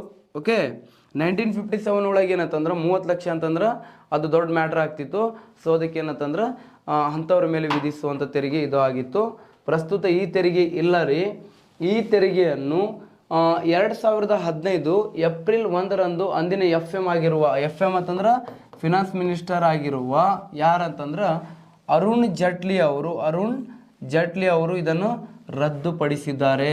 ಯಾಕೆ ರದ್ದುಪಡಿಸಿದ್ರಿ ಅರುಣ್ ಜೇಟ್ಲಿ ಅವರು ಅಂತ ಕೇಳಿದ್ರೆ, ಈ ತೆರಿಗೆಯಿಂದ ಬರುವಂಥ ಆದಾಯದ ಪ್ರಮಾಣ ಏನಾಗಿತ್ತು? ಕಡಿಮೆ ಆಗಿತ್ತು. ಈ ತೆರಿಗೆಯನ್ನು ಸಂಗ್ರಹಿಸಲು ಮಾಡುವಂಥ ವೆಚ್ಚದ ಪ್ರಮಾಣ ಏನಾಗಿತ್ತು ರೀ? ಹೆಚ್ಚಾಗಿತ್ತು. ಈ ತೆರಿಗೆಯಿಂದ ಸಂಗ್ರಹಿಸುವಂಥ ತೆರಿಗೆ ಪ್ರಮಾಣ ಏನಾಗಿತ್ತು? ಕಡಿಮೆ ಆಗಿತ್ತು. ಮತ್ತು ವೆಚ್ಚ ಜಾಸ್ತಿ ಆಗಿತ್ತು. ಆದಾಯನೇ ಕಡಿಮೆ ಬರತ್ತದ, ವೆಚ್ಚ ಹೆಚ್ಚಾಗತ್ತಿತ್ತು ಅಂದ್ರೆ ಆಟೋಮೆಟಿಕ್ ಆಗಿ ಏನು ಮಾಡ್ತಾರ? ಅಂಥ ತೆರಿಗೆನ ಇಟ್ಕೊಂಡ್ರೆ ಏನು ಮಾಡ್ಬೇಕಂತೇಳಿ ಏನು ಮಾಡ್ತಾರ? 2015 ಏಪ್ರಿಲ್ 1ಕ್ಕೆ ಏನಂದ್ರೆ ರದ್ದುಪಡಿಸ್ತಾರ. ಇದನ್ನು ಆಲ್ರೆಡಿ ಏನಂತಂದ್ರೆ FD ಕೇಳ್ಯಾರ ಸ್ನೇಹಿತರೆ, ನೆನ್ಪಿಟ್ಕೊಳ್ಬೇಕು. 2017 FD ಒಳಗೆ 2017 FD ಕ್ವಶನ್ ಪೇಪರ್ ತೆಗೆದು ನೋಡ್ರಿ, ಅದರೊಳಗೆ ಇರುತ್ತೆ ನೋಡ್ರಿ ಸಂಪತ್ತಿನ ತೆರಿಗೆ. ಏನಂತೇಳಿ ಕೇಳಿದ್ರು ಅಂತಂದ್ರೆ, ಇತ್ತೀಚೆಗೆ ರದ್ದುಪಡಿಸಿರುವಂಥ ತೆರಿಗೆ ಯಾವುದು ಅಂತೇಳಿ ಕೇಳಿದರು. ಒಂದೇ ಸಂಪತ್ತಿನ ತೆರಿಗೆ, ಆಸ್ತಿ ತೆರಿಗೆ, ಪೂರ್ವಾನ್ವಯ ತೆರಿಗೆ ಮತ್ತೇನಂದ್ರೆ ಮೇಲಿನ ಯಾವುದೂ ಅಲ್ಲ. ಅವಾಗ ಏನಂದ್ರೆ ಹಳೆ ಕ್ವಶನ್ ಪೇಪರ್ ಬಿಡಿಸಿದ್ರ ಸಂಪತ್ತಿನ ತೆರಿಗೆ. ಇದೇ ಕ್ವಶನ್ ಈಗ ಕೇಳಿದ್ರೆ ಯಾವ್ದು ಹಾಕಬೇಕು ಅಂತಂದ್ರೆ, ಇದೇ ಕ್ವಶನ್ ಇತ್ತೀಚೆಗೆ ರದ್ದುಪಡಿಸಿರುವಂಥ ತೆರಿಗೆ ಯಾವುದು ಅಂತೇಳಿ ಕೇಳಿದ್ರ ಯಾವುದು ಅಂತಂದ್ರೆ ಪೂರ್ವಾನ್ವಯ ತೆರಿಗೆ ಹಾಕಬೇಕು ಸ್ನೇಹಿತರೆ. ರೆಟ್ರೋಸ್ಪೆಕ್ಟಿವ್ ಟ್ಯಾಕ್ಸ್ 2021 ಒಳಗೆ ಏನಂತಂದ್ರೆ ರೆಟ್ರೋಸ್ಪೆಕ್ಟಿವ್ ಟ್ಯಾಕ್ಸ್ ಅನ್ನು ಕ್ಲೋಸ್ ಮಾಡಿದ್ದಾರೆ. ಎಟ್ ಪ್ರೆಸೆಂಟ್ ಇಲ್ಲ, ಯಾವುದು ರೆಟ್ರೋಸ್ಪೆಕ್ಟಿವ್ ಟ್ಯಾಕ್ಸ್ ಇಲ್ಲ, ಇದನ್ನು ರದ್ದು ಮಾಡಿದ್ದಾರೆ. ನೆಕ್ಸ್ಟ್ ಇದಾದ ನಂತರ ನೆಕ್ಸ್ಟ್ 4ನೇದು ತೆರಿಗೆ ಬರುತ್ತೆ ರೀ ಆಸ್ತಿ ತೆರಿಗೆ. ಎಸ್ಟೇಟ್ ಡ್ಯೂಟಿ ಅಂತ ಕರಿತೀವಿ ಇದಕ್ಕೆ. ಆಸ್ತಿ ತೆರಿಗೆ ಎಸ್ಟೇಟ್ ಡ್ಯೂಟಿ ಅಂತ ಕರಿತೀವಿ. ಇದು ಜಾರಿಗೆ ಬಂದಿದ್ದು 1953 ಅಲ್ಲಿ. ಆಸ್ತಿ ತೆರಿಗೆ ಜಾರಿಗೆ ಬಂದಿದ್ದು 1953 ಅಲ್ಲಿ ಜಾರಿಗೆ ತರ್ತಾರ ಆಸ್ತಿ ತೆರಿಗೆಯನ್ನು. ಹಾಗಾದ್ರೆ ಆಸ್ತಿ ತೆರಿಗೆ ಅಂತಂದ್ರೆ ಯಾವುದೇ ಒಬ್ಬ ವ್ಯಕ್ತಿಯು ತನ್ನ ವ್ಯಕ್ತಿಯ ಮರಣದ ನಂತರ ಆ ವ್ಯಕ್ತಿ ಆಸ್ತಿ ಹಕ್ಕುದಾರರ ಮೇಲೆ ವಿಧಿಸುವ ತೆರಿಗೆ ಇದಾಗಿದೆ. ಈಗ ಯಾರೇ ಒಬ್ಬ ವ್ಯಕ್ತಿ ಇರಲಿ ಸರ್, ಮತ್ತು ನಿಮ್ಮದು ಎಕ್ಸಾಮ್ ತೊಗೊಳ್ರಿ, ನೀವೇ ಸಾಯಿರಿ ಅಂತಂದಿರಿ. ಮತ್ತು ಓಕೆ, ಯಾರೇ ಒಬ್ಬ ವ್ಯಕ್ತಿ ಇರಲಿ ರೀ, ಅವ್ರ ಮರಣದ ನಂತರ ಏನಂತಂದ್ರೆ ಅವ್ರ ಆಸ್ತಿಯ ಹಕ್ಕು ಯಾರಿಗೆ ಹೋಗ್ತದಲ್ಲ, ಆ ವ್ಯಕ್ತಿಯ ಆಸ್ತಿಯ ಪಾಲು ಯಾರಿಗೆ ಹೋಗ್ತದಲ್ಲ ಅವ್ರ ಮೇಲೆ ಏನಂತಂದ್ರೆ ವಿಧಿಸುವಂಥ ತೆರಿಗೆ ಯಾವುದಾಗಿದೆ? ಆಸ್ತಿ ತೆರಿಗೆ. ಪ್ರಸ್ತುತ ನೋಡ್ರಿ, ಕರೆಕ್ಟ್ ನೆನಪಿಟ್ಕೊಳ್ಬೇಕು. ಪ್ರಸ್ತುತ ಭಾರತದಲ್ಲಿ ಡೈರೆಕ್ಟ್ ಟ್ಯಾಕ್ಸಲ್ಲಿ ಎರಡೇ ಟ್ಯಾಕ್ಸ್ ಉಳಿದವ್ರಿ, ಎಲ್ಲವೂ ರದ್ದುಪಡಿಸಿದಾರೆ. ಎರಡೇ ಯಾವ್ದ್ಯಾವ್ದು ಉಳಿದವ್ರಿ ಅಂತ ಕೇಳಿದ್ರೆ, ಒಂದೇದಿದೆ ರೀ ಇನ್ಕಮ್ ಟ್ಯಾಕ್ಸ್. ಮತ್ತು ಇನ್ನೊಂದು ಏನಂತಂದ್ರೆ ಎರಡನೇದು ಯಾವ್ದು ಉಳಿದೈತ್ರಿ ಅಂತ ಕೇಳಿದ್ರೆ ಕಂಪನಿ ಟ್ಯಾಕ್ಸ್ ಅಂತೇಳಿ. ಯಾವುದು? Corporation tax. ಎರಡು ಉಳಿದಿದ್ದಾವೆ. ಉಳಿಕಿದೆಲ್ಲ ಟ್ಯಾಕ್ಸನ್ನು ಏನು ಮಾಡಿದಾರೆ? ರದ್ದುಪಡಿಸಿದಾರೆ. ಪ್ರಸ್ತುತ ಇಲ್ಲ. ಪ್ರಸ್ತುತ ಭಾರತದಲ್ಲಿ ಏನಂತಂದ್ರೆ ಇವೆರಡು ಮಾತ್ರ ಇದ್ದಾವೆ, ಉಳಿಕಿದ ಯಾವುದು ಇಲ್ಲ ಅಂತೇಳಿ ಹೇಳ್ಬೋದು. ಸರಿನಾ? ನೆಕ್ಸ್ಟ್ ಯಾವಾಗ ರದ್ದುಪಡಿಸಿದಾರೆ ಹೇಳ್ಕೊತ ಬರ್ತೀನಿ ನಾನು ನಿಮಗೆ. ಆಲ್ರೆಡಿ ಈಗ ಏನಂತಂದ್ರೆ ಒಂದು ಸಂಪತ್ತಿನ ತೆರಿಗೆ ರದ್ದಾಗಿತ್ತು, ಈಗೇನಂದ್ರೆ ಆಸ್ತಿ ತೆರಿಗೆ ರದ್ದಾಗ್ತಿತ್ತು. ನೋಡ್ರಿ ಇಲ್ಲಿ 1985 ಏಪ್ರಿಲ್ 1ರಂದು ಈ ತೆರಿಗೆಯನ್ನು ಸಹ ಏನು ಮಾಡಲಾಯಿತು? ರದ್ದುಪಡಿಸಲಾಯಿತು. ಸರ್, ಈ ತೆರಿಗೆಯನ್ನು ಯಾಕ್ರಿ ರದ್ದುಪಡಿಸಿದ್ರು ಅಂತಂದ್ರೆ ಈ ತೆರಿಗೆಯಿಂದ ಬರುವಂಥ ಆದಾಯ ಪ್ರಮಾಣ ಸಹ ಏನಾಗಿತ್ತು? ಕಡಿಮೆ ಆಗಿತ್ತು. ಈ ತೆರಿಗೆಯಿಂದ ಬರುವಂಥ ಆದಾಯ ಪ್ರಮಾಣ ಸಹ ಕಡಿಮೆ ಆಗೋದ್ರಿಂದ ಈ ತೆರಿಗೆಯನ್ನು ಸಹ ಏನು ಮಾಡ್ತಾರೆ? ರದ್ದು ಮಾಡಿಬಿಡ್ತಾರೆ ಸ್ನೇಹಿತರೆ. ಪ್ರಸ್ತುತ ಈ ತೆರಿಗೆ ಕೂಡ ಇಲ್ಲ, ಈ ತೆರಿಗೆಯನ್ನು ಸಹ ಏನು ಮಾಡಲಾಗಿದೆ? ರದ್ದುಪಡಿಸಲಾಗಿದೆ ಅಂತೇಳಿ ಹೇಳಬಹುದು. ರೈಟ್. ನೆಕ್ಸ್ಟ್ ಇದಾದ ನಂತರ ನೆಕ್ಸ್ಟ್ ಬರೋದು ಸ್ನೇಹಿತರೆ ಯಾವುದು ಅಂತ ಕೇಳಿದ್ರೆ ಉಡುಗೊರೆ ತೆರಿಗೆ. ಗಿಫ್ಟ್ ಟ್ಯಾಕ್ಸ್ ಅಂತ ಕರಿತೀವಿ. ಯಾವ ಟ್ಯಾಕ್ಸ್? ಗಿಫ್ಟ್ ಟ್ಯಾಕ್ಸ್ ಅಂತೇಳಿ ಕರಿತೀವಿ. Gift tax. ಪ್ರಸ್ತುತ ಗಿಫ್ಟ್ ಟ್ಯಾಕ್ಸ್ ಕೂಡ ಇಲ್ಲ. ನೋಡ್ರಿ, ಜಾರಿಗೆ ಬಂದಿದ್ದ ಸೇಮ್ ಎಕನಾಮಿಕ್ ಇಯರ್ ಒಳಗೆ 1957 ಒಳಗೆ ಜಾರಿಗೆ ಬರ್ತದ. ಟಿ ಕೃಷ್ಣಮಾಚಾರಿ ಅವರು ಏನಾಗಿದ್ರು? ಹಣಕಾಸು ಮಂತ್ರಿ ಆಗಿದ್ರು. ಟಿ ಕೃಷ್ಣಮಾಚಾರಿ ಅವರು ಹಣಕಾಸು ಮಂತ್ರಿ ಆಗಿದ್ದ ಸಂದರ್ಭದಲ್ಲಿ ಈ ತೆರಿಗೆಯನ್ನು ಜಾರಿಗೆ ತರ್ತಾರ. ಹಾಗಾದ್ರೆ ಉಡುಗೊರೆ ಅಥವಾ ಬಹುಮಾನಗಳ ರೂಪದಲ್ಲಿ ನೀಡುವ ನಗದು ಅಥವಾ ಆಸ್ತಿಗಳ ಮೇಲೆ, ಉಡುಗೊರೆ ಅಥವಾ ಬಹುಮಾನಗಳ ರೂಪದಲ್ಲಿ ಕೊಡ್ತಾರ್ರಿ, ನಗದು ಅಥವಾ ಆಸ್ತಿ ರೂಪದಲ್ಲಿ ಕೊಡ್ತಾರ. ಯಾರು ಕೊಡ್ತಾರ ನೋಡಿ ಅವ್ರ ಮೇಲೆ ಹಾಕೋದಲ್ಲ, ಯಾರು ತಗೊಳ್ತಾರಲ್ಲ ಗಿಫ್ಟನ್ನು ಅವ್ರ ಮೇಲೆ ವಿಧಿಸುವಂಥ ತೆರಿಗೆ. ಸರ್, ಮತ್ತೇನ್ರಿ ಯಾವ ಥರ ಗಿಫ್ಟ್ ರೀ ಅಂತಂದ್ರೆ ಅದು ಲೀಗಲ್ ಆಗಿರಬೇಕು, ಇಲ್ಲೀಗಲ್ ಆಗಿರಬಾರ್ದು ಮತ್ತು ಮೌಲ್ಯಯುತವಾಗಿರಬೇಕು ಸರಕುಗಳು. ಓಕೆ. ಬಟ್ ಈ ತೆರಿಗೆ ಏನಂತಂದ್ರೆ ಚಾರಿಟೇಬಲ್ ಟ್ರಸ್ಟ್ಗಳಿಗೆ, ಖಾಸಗಿ ಹಾಗೂ ಕೈಗಾರಿಕಾಗಳಿಗೆ ಏನಂತಂದ್ರೆ ಇದು ಅಪ್ಲೈ ಆಗಂಗಿಲ್ಲ. ಪ್ರೈವೇಟ್ ಸೆಕ್ಟರ್ ಮತ್ತು ಪಬ್ಲಿಕ್ ಸೆಕ್ಟರ್ ಇಂಡಸ್ಟ್ರೀಸ್ಗೆ ಏನಂತಂದ್ರೆ ಇದು ಅಪ್ಲೈ ಆಗಂಗಿಲ್ಲ. ಈ ಇಂಡಸ್ಟ್ರೀಸ್ಗಳಲ್ಲಿ ಏನಂತಂದ್ರೆ ಎಂಪ್ಲಾಯೀಸ್ಗಳಿಗೆ ಏನು ಕೊಡ್ತಾರ? ಬೋನಸ್ ಕೊಡ್ತಾರೆ. ಓಕೆ, ಅದು ಉಡುಗೊರೆ ರೂಪದಲ್ಲಿ ಕೊಡ್ತಾರೆ, ಅದರ ಮೇಲೆ ವಿಧಿಸುವಂಥದ್ದು ಅಲ್ಲ. ಉಡುಗೊರೆ ಅಥವಾ ಬಹುಮಾನಗಳ ರೂಪದಲ್ಲಿ ಕೊಡಬೇಕು. ಅದು ಎಂಥದ್ದು ಕೊಡಬೇಕು ಅಂತಂದ್ರೆ ಅದು ಮೌಲ್ಯಯುತವಾಗಿರುವಂಥ ಸರಕು ಇರಬೇಕು. ಮೌಲ್ಯಯುತವಾಗಿರುವಂತಂದ್ರೆ ಕಾಸ್ಟ್ಲಿ ಆಗಿರುವಂಥ ಸರಕುಗಳು ಇರಬೇಕು. ಅಂಥ ಸರಕುಗಳ ಮೇಲೆ ವಿಧಿಸುವಂಥ ತೆರಿಗೆ ಆಗಿತ್ತು. ಬಟ್ ಈ ತೆರಿಗೆಯನ್ನು ಕೂಡ ಏನಂತಂದ್ರೆ ಬಹಳ ದಿನ ಇರಂಗಿಲ್ಲ. ಇದು 1998 ಅಕ್ಟೋಬರ್ 1ರಂದು ಇದನ್ನೇನು ಮಾಡಿದರು? ರದ್ದುಪಡಿಸಿದರು. ಹಾಗಾದರೆ ಅಕ್ಟೋಬರ್ 1ರಂದೇ ರಚನೆ ಆಗಿರುವಂಥ ರಾಜ್ಯ ಯಾವುದು? ಅಕ್ಟೋಬರ್ 1ರಂದೇ ಏನಂತಂದ್ರೆ ಆಂಧ್ರ ಪ್ರದೇಶ ರಾಜ್ಯ ರಚನೆ ಆಗ್ತದ. ಆಂಧ್ರ ಪ್ರದೇಶ ರಾಜ್ಯ ರಚನೆ ಆಗ್ತದ. ಯಾವಾಗ ಅಂದ್ರೆ ಅಕ್ಟೋಬರ್ 1, 1953 ಪೊಟ್ಟಿ ಶ್ರೀರಾಮುಲು ಅವರು NCERT ಬುಕ್ ಪ್ರಕಾರ 56 ದಿನಗಳ ಕಾಲ ಉಪವಾಸವನ್ನು ಕೈಗೊಂಡಿದ್ದ ಸವಿ ನೆನಪಿಗಾಗಿ. ಓಕೆ, ಅವ್ರದ್ದು ಸವಿ ನೆನಪಿಗಾಗಿ ಅಲ್ಲ, ಅವ್ರ ಪ್ರತಿಫಲವಾಗಿ ಅಂತೇಳಿ ಹೇಳ್ಬೋದು. ಸರಿನಾ? ಇದು ಏನಂತಂದ್ರೆ ಉಡುಗೊರೆ ತೆರಿಗೆ ಅಂತೇಳಿ ಕರಿತೀವಿ, ಗಿಫ್ಟ್ ಟ್ಯಾಕ್ಸ್ ಅಂತೇಳಿ ಕರಿತೀವಿ. ಯಾವ ತೆರಿಗೆ? ಉಡುಗೊರೆ ತೆರಿಗೆ. ನೆಕ್ಸ್ಟ್ ಇದಾದ ನಂತರ ನೆಕ್ಸ್ಟ್ ಬರೋದು ಸ್ನೇಹಿತರೆ ಯಾವುದು ಅಂತ ಕೇಳಿದ್ರೆ 6ನೇದು ಯಾವುದು ಅಂತಂದ್ರೆ ಬ್ಯಾಂಕುಗಳ ಬಡ್ಡಿಗಳ ಮೇಲಿನ ತೆರಿಗೆ. ನಾಲ್ಕನೇದು ಆರನೇದು ಬ್ಯಾಂಕುಗಳ ಬಡ್ಡಿಗಳ ಮೇಲಿನ ತೆರಿಗೆ ಅಂತೇಳಿ ಕರಿತೀವಿ, ಅಥವಾ ಇಂಟ್ರೆಸ್ಟ್ ಟ್ಯಾಕ್ಸ್ ಅಂತೇಳಿ ಕೂಡ ಕರೀತಾರೆ. ಇದಕ್ಕೆ ಯಾವ ಟ್ಯಾಕ್ಸ್? ಇಂಟ್ರೆಸ್ಟ್ ಟ್ಯಾಕ್ಸ್ ಅಂತ ಕರಿತೀವಿ ಸ್ನೇಹಿತರೆ. ಇಂಟರೆಸ್ಟ್ ಟ್ಯಾಕ್ಸ್ ಅಂತ ಕರಿತೀವಿ. ಇಂಟ್ರೆಸ್ಟ್ ಟ್ಯಾಕ್ಸ್ ಅಂತಂದ್ರೆ ಏನ್ರಿ ಅಪ್ಪ, ಯಾವುದಕ್ಕೆ ಇಂಟ್ರೆಸ್ಟ್ ಟ್ಯಾಕ್ಸ್ ಅಂತ ಕರೀತಾರ ಅಂತ ಕೇಳಿದ್ರ ನೋಡಿ, ಇದು ಜಾರಿಗೆ ಬಂದಿದೆ ಯಾವಾಗ್ರಿ ಇಂಟ್ರೆಸ್ಟ್ ಟ್ಯಾಕ್ಸ್ ಅಂತ ಕೇಳಿದ್ರ? ಇಂಟ್ರೆಸ್ಟ್ ಟ್ಯಾಕ್ಸ್ ನಮ್ಮ ದೇಶದಲ್ಲಿ ಜಾರಿಗೆ ಬಂದಿದ್ದು 1974 ಜಾರಿಗೆ ಬಂದಿರುವಂಥದ್ದು. 1974 ಭಾರತದಲ್ಲಿ ಇಂಟ್ರೆಸ್ಟ್ ಟ್ಯಾಕ್ಸ್ ಅನ್ನು ಜಾರಿಗೆ ತರಲಾಗಿದೆ. ಇಂದಿರಾ ಗಾಂಧಿಯವರು ಪ್ರಧಾನಮಂತ್ರಿ ಇದ್ದ ಸಂದರ್ಭದಲ್ಲಿ, ಅವಾಗ ಪ್ರಧಾನಿ ಯಾರಿದ್ರು ಅಂತ ಕೇಳಿದ್ರೆ ಇಂದಿರಾ ಗಾಂಧಿಯವರು ಪ್ರಧಾನಿ ಇದ್ದರು. ಇಂದಿರಾ ಗಾಂಧಿಯವರು ಪ್ರಧಾನಿ ಇದ್ದ ಸಂದರ್ಭದಲ್ಲಿ ಈ ತೆರಿಗೆಯನ್ನು ಜಾರಿಗೆ ತರ್ತಾರ. ಬ್ಯಾಂಕುಗಳು ನೋಡಿ ಉದ್ದೇಶ, ಬ್ಯಾಂಕುಗಳು ಗಳಿಸುವ ಬಡ್ಡಿಗಳ ಮೇಲೆ ವರ್ಷದಲ್ಲಿ ಒಂದು ಬಾರಿ ವಿಧಿಸುವ ತೆರಿಗೆನೇ ಬಡ್ಡಿಗಳ ಮೇಲಿನ ತೆರಿಗೆ. ಓಕೆ, ಬ್ಯಾಂಕುಗಳು ಏನು ಮಾಡ್ತಾವ ಅಂತಂದ್ರೆ ಗ್ರಾಹಕರಿಂದ ಏನು ಮಾಡ್ತಾವ್ರಿ, ದುಡ್ಡನ್ನು ಏನು ಮಾಡೋದು, ಠೇವಣಿಯನ್ನು ಸ್ವೀಕರಿಸ್ತದ. ಓಕೆ, ಅದು ಬ್ಯಾಂಕಿನ ಲಯಬಿಲಿಟಿ ಆಗಿರ್ತದೆ, ಹೊಣೆಗಾರಿಕೆ ಆಗಿರ್ತದ. ಅದೇ ದುಡ್ಡನ್ನು ಜನರಿಗೆ ಏನಂದ್ರೆ ಸಾಲದ ರೂಪದಲ್ಲಿ ಬ್ಯಾಂಕುಗಳು ಏನು ಕೊಡಿರ್ತದಲ್ಲ, ಅದು ಏನಂತಂದ್ರೆ ಬ್ಯಾಂಕಿಂದ ಏನಾಗಿರ್ತದ, ಅಸೆಟ್ ಆಗಿರ್ತದ ಅಂತೇಳಿ ಹೇಳ್ಬೋದು. ಈ ಗ್ರಾಹಕರಿಗೆ ಏನಂತಂದ್ರೆ ಬ್ಯಾಂಕುಗಳು ಏನಂದ್ರೆ ಸಾಲ ಸೌಲಭ್ಯಗಳನ್ನು ಕಲ್ಪಿಸಿಕೊಡ್ತಾವ. ಸಾಲ ಸೌಲಭ್ಯವನ್ನು ಕೊಟ್ಟ ನಂತರ ಏನು ಬ್ಯಾಂಕುಗಳಿಗೆ ಇಂಟ್ರೆಸ್ಟ್ ಬರ್ತದಲ್ಲ, ಬಡ್ಡಿ ಬರ್ತದಲ್ಲ, ಆ ಬಡ್ಡಿ ಮೇಲೆ ವಿಧಿಸುವಂಥ ತೆರಿಗೆಯನ್ನು ಏನಂತ ಕರೀತಾರ, ಬ್ಯಾಂಕುಗಳ ಬಡ್ಡಿ ತೆರಿಗೆ ಅಂತೇಳಿ ಕರಿತೀವಿ. ಈ ತೆರಿಗೆ ಏನಂತಂದ್ರೆ 1985 ರದ್ದುಪಡಿಸಲಾಗಿತ್ತು. ನೋಡ್ರಿ, 1985 ಇದರಿಂದ ಬರುವಂಥದ್ದು ಆದಾಯದ ಪ್ರಮಾಣ ಕಡಿಮೆ ಆಗಿತ್ತು ಅಂತೇಳಿ 85 ರದ್ದುಪಡಿಸ್ತಾರ. ಮತ್ತೆ 1986 ಇದನ್ನು ಜಾರಿಗೆ ತರಲಾಯಿತು. ಮತ್ತೇನಂದ್ರೆ 2001 ಇದನ್ನು ಸಂಪೂರ್ಣವಾಗಿ ರದ್ದುಪಡಿಸಲಾಗಿದೆ. ಪ್ರಸ್ತುತ ಇಲ್ಲ. 2001 ಇದನ್ನು ಸಂಪೂರ್ಣವಾಗಿ ಏನು ಮಾಡ್ತಾರ, ರದ್ದುಪಡಿಸಲಾಗಿದೆ. ಈ ತೆರಿಗೆ ಈಗ ಪ್ರಸ್ತುತ ಇಲ್ಲ. 1985 ರದ್ದುಪಡಿಸಲಾಗಿದ್ದು, ಮತ್ತೆ 1986 ಜಾರಿಗೆ ತಂದು 2001 ಏನಂದ್ರೆ ಇದನ್ನು ಸಂಪೂರ್ಣವಾಗಿ ಏನು ಮಾಡ್ತಾರ, ರದ್ದುಪಡಿಸ್ತಾರೆ ಸ್ನೇಹಿತರೆ. ಪ್ರಸ್ತುತ ಈ ತೆರಿಗೆ ಇಲ್ಲ ಅಂತೇಳಿ ಹೇಳ್ಬೋದು. ರೈಟ್, ಇದಾದ ನಂತರ ಏನಂತಂದ್ರೆ ನೆಕ್ಸ್ಟ್ ಬರೋದು ಯಾವುದು ಅಂತ ಕೇಳಿದ್ರೆ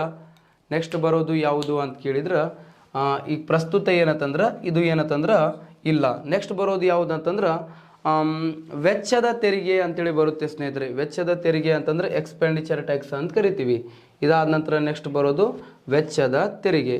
ಯಾವುದ್ರಿ ಅಪ್ಪ ವೆಚ್ಚದ ತೆರಿಗೆ ಅಂತ ಕೇಳಿದ್ರೆ ಇದನ್ನು ಐಷಾರಾಮಿ ತೆರಿಗೆ ಅಂತೇಳಿ ಕೂಡ ಕರಿತೀವಿ. 7ನೇದು ಯಾವುದು? ಐಷಾರಾಮಿ ತೆರಿಗೆ. ವೆಚ್ಚದ ತೆರಿಗೆ ಐಷಾರಾಮಿ ತೆರಿಗೆ ಅಂತೇಳಿ ಕರಿತೀವಿ. ವೆಚ್ಚದ ತೆರಿಗೆ ಐಷಾರಾಮಿ ತೆರಿಗೆ ಅಂತೇಳಿ ಕರಿತೀವಿ. ಹಾಗಾದ್ರೆ ಇದನ್ನು ಎಕ್ಸ್ಪೆಂಡಿಚರ್ ಟ್ಯಾಕ್ಸ್ ಅಂತೇಳಿ ಕೂಡ ಕರೀತಾರೆ. ವೆಚ್ಚದ ತೆರಿಗೆ ಐಷಾರಾಮಿ ತೆರಿಗೆ ಎಕ್ಸ್ಪೆಂಡಿಚರ್ ಟ್ಯಾಕ್ಸ್ ಅಂತ ಕರೀತಾರೆ ಸ್ನೇಹಿತರೆ. ಇದನ್ನು ಯಾವ ಟ್ಯಾಕ್ಸ್ ಅಂತ ಕರೀತಾರ? ಎಕ್ಸ್ಪೆಂಡಿಚರ್ ಟ್ಯಾಕ್ಸ್ ಅಂತೇಳಿ ಕರೀತಾರೆ. ಯಾವ ಟ್ಯಾಕ್ಸ್? ಎಕ್ಸ್ಪೆಂಡಿಚರ್ ಟ್ಯಾಕ್ಸ್ ಅಂತೇಳಿ ಕರೀತಾರೆ. ಇಷ್ಟು ಗೊತ್ತಿರಬೇಕು. ವೆಚ್ಚದ ತೆರಿಗೆ. ಹಾಗಾದ್ರೆ ರಾಜೀವ್ ಗಾಂಧಿಯವರು ಪ್ರಧಾನಮಂತ್ರಿ ಇದ್ದ ಸಂದರ್ಭದಲ್ಲಿ, ಯಾರು ಪ್ರಧಾನಿ ಇದ್ದು?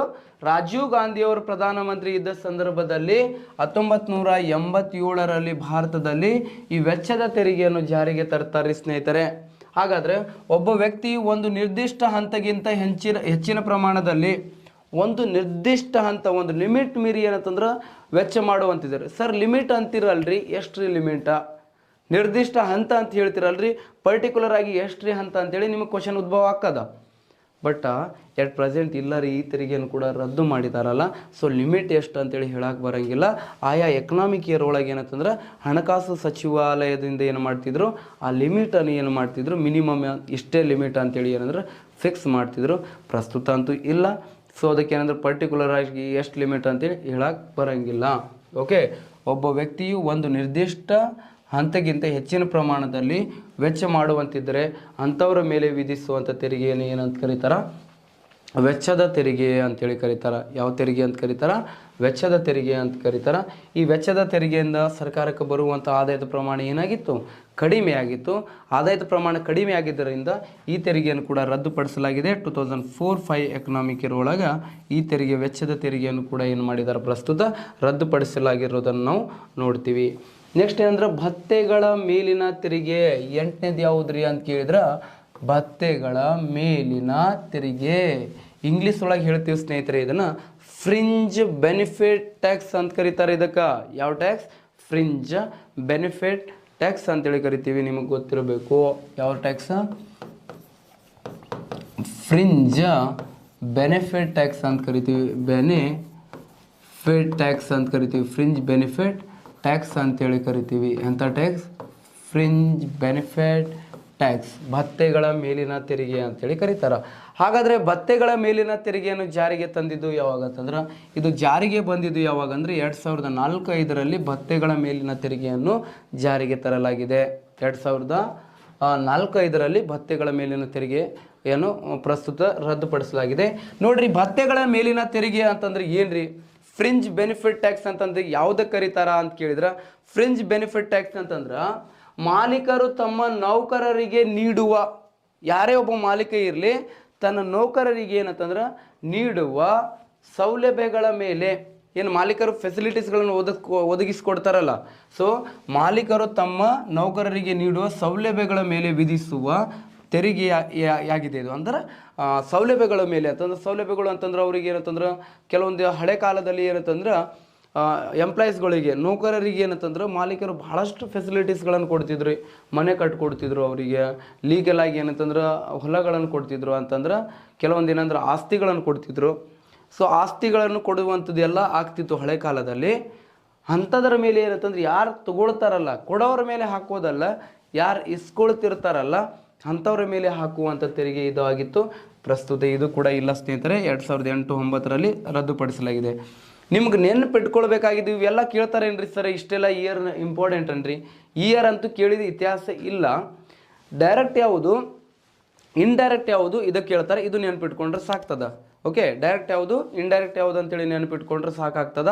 ಓಕೆ, ಇಷ್ಟು ನೆನಪಿರಲಿ. ಇದು ಕೂಡ ಪ್ರಸ್ತುತ ಇಲ್ಲ. ಭತ್ಯೆಗಳ ಮೇಲಿನ ತೆರಿಗೆ 2008-09ರಲ್ಲಿ ಇದನ್ನು ಕೂಡ ರದ್ದುಪಡಿಸಲಾಗಿದೆ. ನೆಕ್ಸ್ಟ್ ಬರೋದು ಯಾವುದು ಅಂತ ಕೇಳಿದರೆ, ಬ್ಯಾಂಕುಗಳ ನಗದು ವ್ಯವಹಾರ ತೆರಿಗೆ ಅಂತೇಳಿ ಬರುತ್ತೆ. 9th ಒನ್ ಯಾವುದು?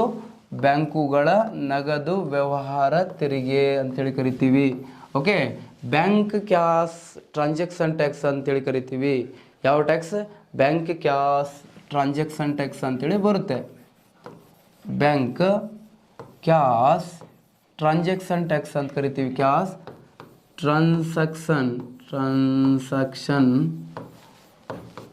ಟ್ಯಾಕ್ಸ್ ಅಂತ ಕರಿತೀವಿ. ಯಾವ tax? Bank cash transaction tax. ಹಾಗಾದರೆ ಬ್ಯಾಂಕ್ ಕ್ಯಾಶ್ ಟ್ರಾನ್ಸಾಕ್ಷನ್ ಟ್ಯಾಕ್ಸ್ ಇದು ಜಾರಿಗೆ ಬಂದಿದ್ದು ಯಾವಾಗ್ರಿ ಅಂತ ಕೇಳಿದ್ರೆ 2004-05ರಲ್ಲಿ. ಈ ಅವಧಿಯಲ್ಲಿದ್ದ ಹಣಕಾಸು ಮಂತ್ರಿ ಯಾರಿದ್ರಪ್ಪ ಅಂತ ಕೇಳಿದ್ರೆ ಪಿ ಚಿದಂಬರಂ ಅವರು ಭಾರತದ ಹಣಕಾಸು ಸಚಿವರಾಗಿರ್ತಾರೆ. FM ಅಂತ ಕರಿತೀವಿ. ಓಕೆ, ಅತಿ ಹೆಚ್ಚು ಬಾರಿ ಬಜೆಟ್ ಮಂಡನೆ ಮಾಡಿರುವಂಥರಲ್ಲಿ 2ನೇ ವ್ಯಕ್ತಿ. 10 ಬಾರಿ ಮೊರಾರ್ಜಿ ದೇಸಾಯಿ ಅವರು ಏನಂತಂದ್ರೆ ಬಜೆಟ್ ಮಂಡಿಸಿದ್ರ. 2ನೇ ಅತಿ ಹೆಚ್ಚು ಬಾರಿ ಬಜೆಟನ್ನು ಮಂಡಿಸಿದವರು ಯಾರಂತಂದ್ರೆ ಪಿ ಚಿದಂಬರಂ ಅಂತ ಹೇಳಿ ಕರಿಬಹುದು.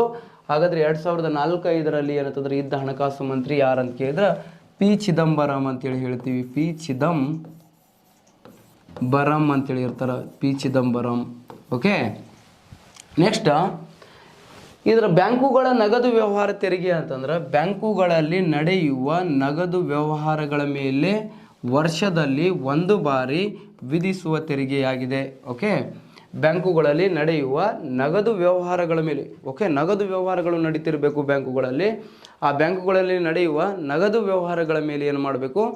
1 ಇಯರಲ್ಲಿ 1 ಟೈಮ್ ಏನಂತಂದ್ರೆ ವಿಧಿಸುವಂಥ ತೆರಿಗೆಯನ್ನು ಏನಂತ ಕರೀತಾರ? ಬ್ಯಾಂಕುಗಳ ನಗದು ವ್ಯವಹಾರ ತೆರಿಗೆ ಅಂತೇಳಿ ಕರೀತಾರೆ ಸ್ನೇಹಿತರೆ, ನೆನಪಿಟ್ಕೊಳ್ಬೇಕು. ಹಾಗಾದ್ರೆ ಈ ತೆರಿಗೆ ಕೂಡ ಪ್ರಸ್ತುತ ಇಲ್ಲ. 2008-09ರಲ್ಲಿ ಈ ತೆರಿಗೆಯನ್ನು ಸಹ ಏನು ಮಾಡಲಾಗಿದೆ? ರದ್ದುಪಡಿಸಲಾಗಿದೆ. ಈಗ ಪ್ರಸ್ತುತ ಏನಂತಂದ್ರೆ ಇಲ್ಲ ಅಂತೇಳಿ ಹೇಳ್ಬೋದು. ರೈಟ್, ನೆಕ್ಸ್ಟ್ ಬರೋದು ಯಾವುದಂತಂದ್ರೆ ನಮ್ಮಲ್ಲಿ ಈಗ ಏನಂತಂದ್ರೆ ಚಂದ್ರಬಾಬು ನಾಯ್ಡು ಸಮಿತಿ ಅಂತೇಳಿ ನೇಮಕ ಮಾಡ್ತಾರೆ. ಚಂದ್ರಬಾಬು ನಾಯ್ಡು ಕಮಿಟಿ. ಓಕೆ, ಈ ಚಂದ್ರಬಾಬು ನಾಯ್ಡು ಅವರು ಆಂಧ್ರ ಪ್ರದೇಶದ ಮಾಜಿ CM ಕೂಡ ಹೌದು. ಈಗ ಪ್ರಸ್ತುತ ಆಂಧ್ರ ಪ್ರದೇಶದ CM ಯಾರಂತ ಕೇಳಿದ್ರೆ ಜಗಜೀವನ್ ಇರ್ತಾರಲ್ಲ, ಯಾರಾದ್ರ? ಜಗನ್ ಮೋಹನ್ ರೆಡ್ಡಿ ಅಂತೇಳಿ ಯಾವ್ದಾರ, ಜಗಜೀವನ್ ರಾಮ್ ಮಂದಿರ್ ಮತ್ತು ಜಗನ್ ಮೋಹನ್ ರೆಡ್ಡಿ ಅವರು ಏನಂತಂದ್ರೆ ಪ್ರಸ್ತುತ ಆಂಧ್ರದ CM ಇದ್ದಾರೆ. ನೆಕ್ಸ್ಟ್ ಅದೇ ಥರ ಏನಂತಂದ್ರೆ ತೆಲಂಗಾಣದ CM ಯಾರಾದಾರ ಅಂತಂದರೆ KC ರಾವ್ ಅಂತೇಳಿದ್ದಾರೆ. ಓಕೆ, ಯಾರಿದ್ದಾರೆ? KC ರಾವ್ ಅಂತೇಳಿದ್ದಾರೆ. ಈ ಪಂಚ ರಾಜ್ಯಗಳಲ್ಲಿ ಚುನಾವಣೆ ಆಗ್ತದ. ಅದು ರಿಸಲ್ಟ್ ಆದ ನಂತರ ಯಾರ್ಯಾರು CM ಆಗಿ ಹೊಸದಾಗಿ ನೇಮಕ ಆಗ್ತಾರಲ್ಲ ಅವುಗಳ ಬಗ್ಗೆ ಏನಂತಂದ್ರೆ ನೀವು ಡಿಸ್ಕಷನ್ ಮಾಡಬೇಕು. ಅದನ್ನು ಏನು ಮಾಡಬೇಕು? ನಿಮ್ಮ ಫ್ರೆಂಡ್ಸ್ ಸೇರ್ಕೊಂಡು ಏನು ಮಾಡಬೇಕು, ಯಾವತ್ತೂ ಏನಂತಂದ್ರೆ ಒಬ್ಬಂಟಿಯಾಗಿ ಓದಬಾರ್ದು. ಓದಿದ್ದನ್ನು ಏನು ಮಾಡಬೇಕು, ಫ್ರೆಂಡ್ಸ್ ಮುಂದೆ ಏನು ಮಾಡಬೇಕು, ಹಚ್ಕೊಳ್ಬೇಕು. ಅಂದಾಗ ಮಾತ್ರ ಏನಂತಂದ್ರೆ ನೀವು ಬೆಳಿತೀರಾ, ಅವರು ಬೆಳಿತೀರಾ. ಓಕೆ, ಅವರನ್ನು ಬೆಳೆಸ್ತೀರಾ. ರೈಟ್. ನೆಕ್ಸ್ಟ್ ಏನಂತಂದ್ರೆ ಚಂದ್ರಬಾಬು ನಾಯ್ಡು ಸಮಿತಿ, ಚಂದ್ರಬಾಬು ನಾಯ್ಡು ಕಮಿಟಿ. ಹಾಗಾದ್ರೆ ಈ ಕಮಿಟಿ ನೇಮಕ ಆಗಿದ್ದು 2016 ಅಲ್ಲಿ. 2016ರಲ್ಲಿ ಏನಂತಂದ್ರೆ ಚಂದ್ರಬಾಬು ನಾಯ್ಡು ಸಮಿತಿಯನ್ನು ನಮ್ಮ ದೇಶದಲ್ಲಿ ಏನು ಮಾಡ್ತಾರೆ, ನೇಮಕ ಮಾಡ್ತಾರೆ. ಯಾವಾಗ ನೇಮಕ ಮಾಡ್ತಾರೆ ಅಂತಂದ್ರೆ 2016 ಒಳಗೆ. ಹಾಗಾದ್ರೆ ಈ ಸಮಿತಿಯು ಡಿಜಿಟಲ್ ಏನಂತಂದ್ರೆ ವ್ಯವಹಾರಗಳ ಮೇಲೆ, ಯಾವ ವ್ಯವಹಾರಗಳ ಮೇಲೆ,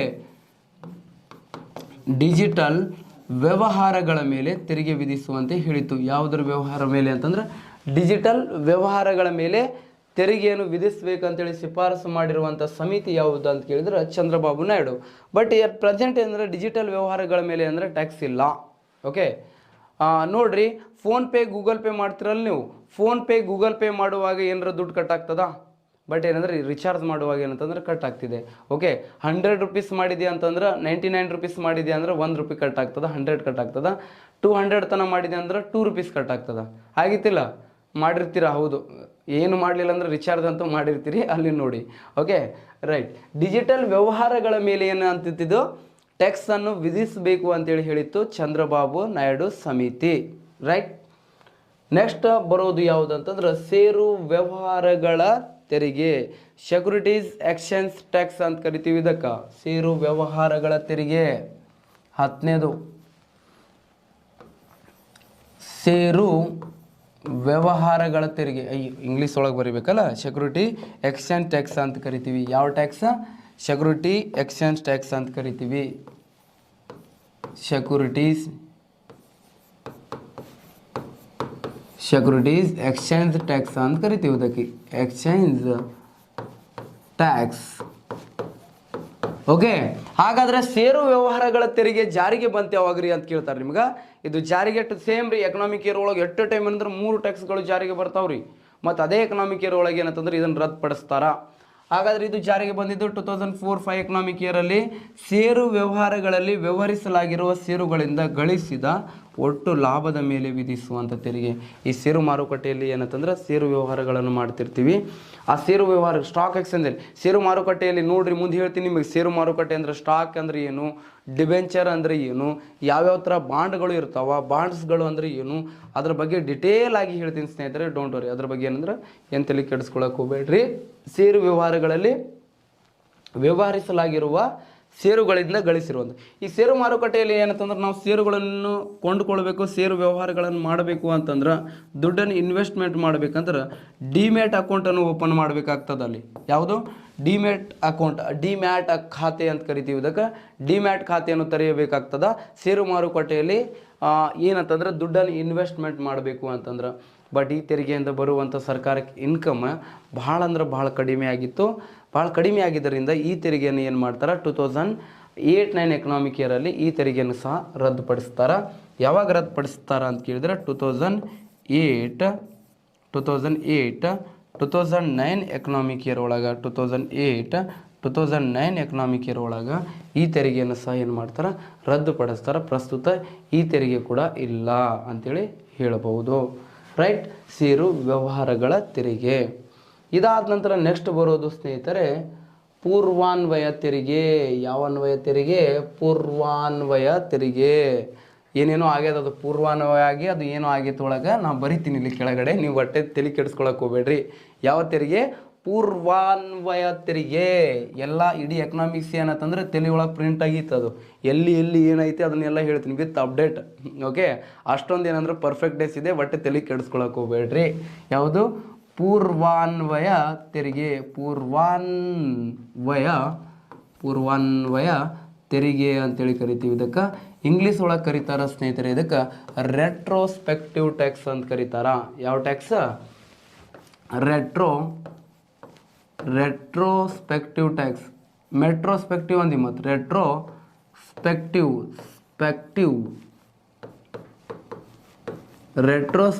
ಟ್ಯಾಕ್ಸ್ ಅಂತ ಕರೀತಾರೆ ಸ್ನೇಹಿತರೆ. ಪೂರ್ವಾನ್ವಯ ತೆರಿಗೆ, ರೆಟ್ರೋಸ್ಪೆಕ್ಟಿವ್ ಟ್ಯಾಕ್ಸ್ ಜಾರಿಗೆ ಬಂದಿದ್ದು 2011 ಒಳಗಡೆ. ಓಕೆ, ಇದು ಜಾರಿಗೆ ಬಂದಿದ್ದು 2011 ಒಳಗೆ. ಅವಾಗ ಏನಂದ್ರೆ ನಮ್ಮ ಗೌರ್ಮೆಂಟ್ ಯಾವ್ದು ಗೌರ್ಮೆಂಟ್ ಇತ್ತು ಅಂತಂದ್ರೆ UPA ಗೌರ್ಮೆಂಟ್ ಇತ್ತು. ಯು ಪಿ ಎ ಗೌರ್ಮೆಂಟ್ ಇದ್ದಾಗ ಅಂದ್ರೆ ಕಾಂಗ್ರೆಸ್ ಗೌರ್ಮೆಂಟ್ ಇದ್ದಾಗ ಏನಂತಂದ್ರೆ ಇದನ್ನು ಜಾರಿಗೆ ತರ್ತಾರ. ಹಾಗಾದ್ರೆ ನೆಕ್ಸ್ಟ್ ಏನಂತಂದ್ರೆ ಇದು ಏನ್ರಿ ರೆಟ್ರೋಸ್ಪೆಕ್ಟಿವ್ ಟ್ಯಾಕ್ಸ್ ಅಂತಂದ್ರೆ, ಈಗ ಏನಂತಂದ್ರೆ ನೀವು ಮನೆ ಬಿಟ್ಟು ಕೆಲವೊಬ್ರು ಧಾರವಾಡಕ್ಕೆ ಬಂದಿರ್ತೀರಾ, ಕೆಲವೊಬ್ರು ಬೆಂಗಳೂರು ಹೋಗಿರ್ತೀರ, ಕೆಲವೊಬ್ರು ಬಿಜಾಪುರ ಹೋಗಿರ್ತಾರ ಸ್ಟಡಿ ಮಾಡಕ್ಕಂತೇಳಿ ಹೋಗಿರ್ತೀರಿ. ಸೊ ಅವಾಗ ಏನಂದ್ರೆ PG ಅಲ್ಲಿ ಇರ್ತೀರಿ ನೀವು.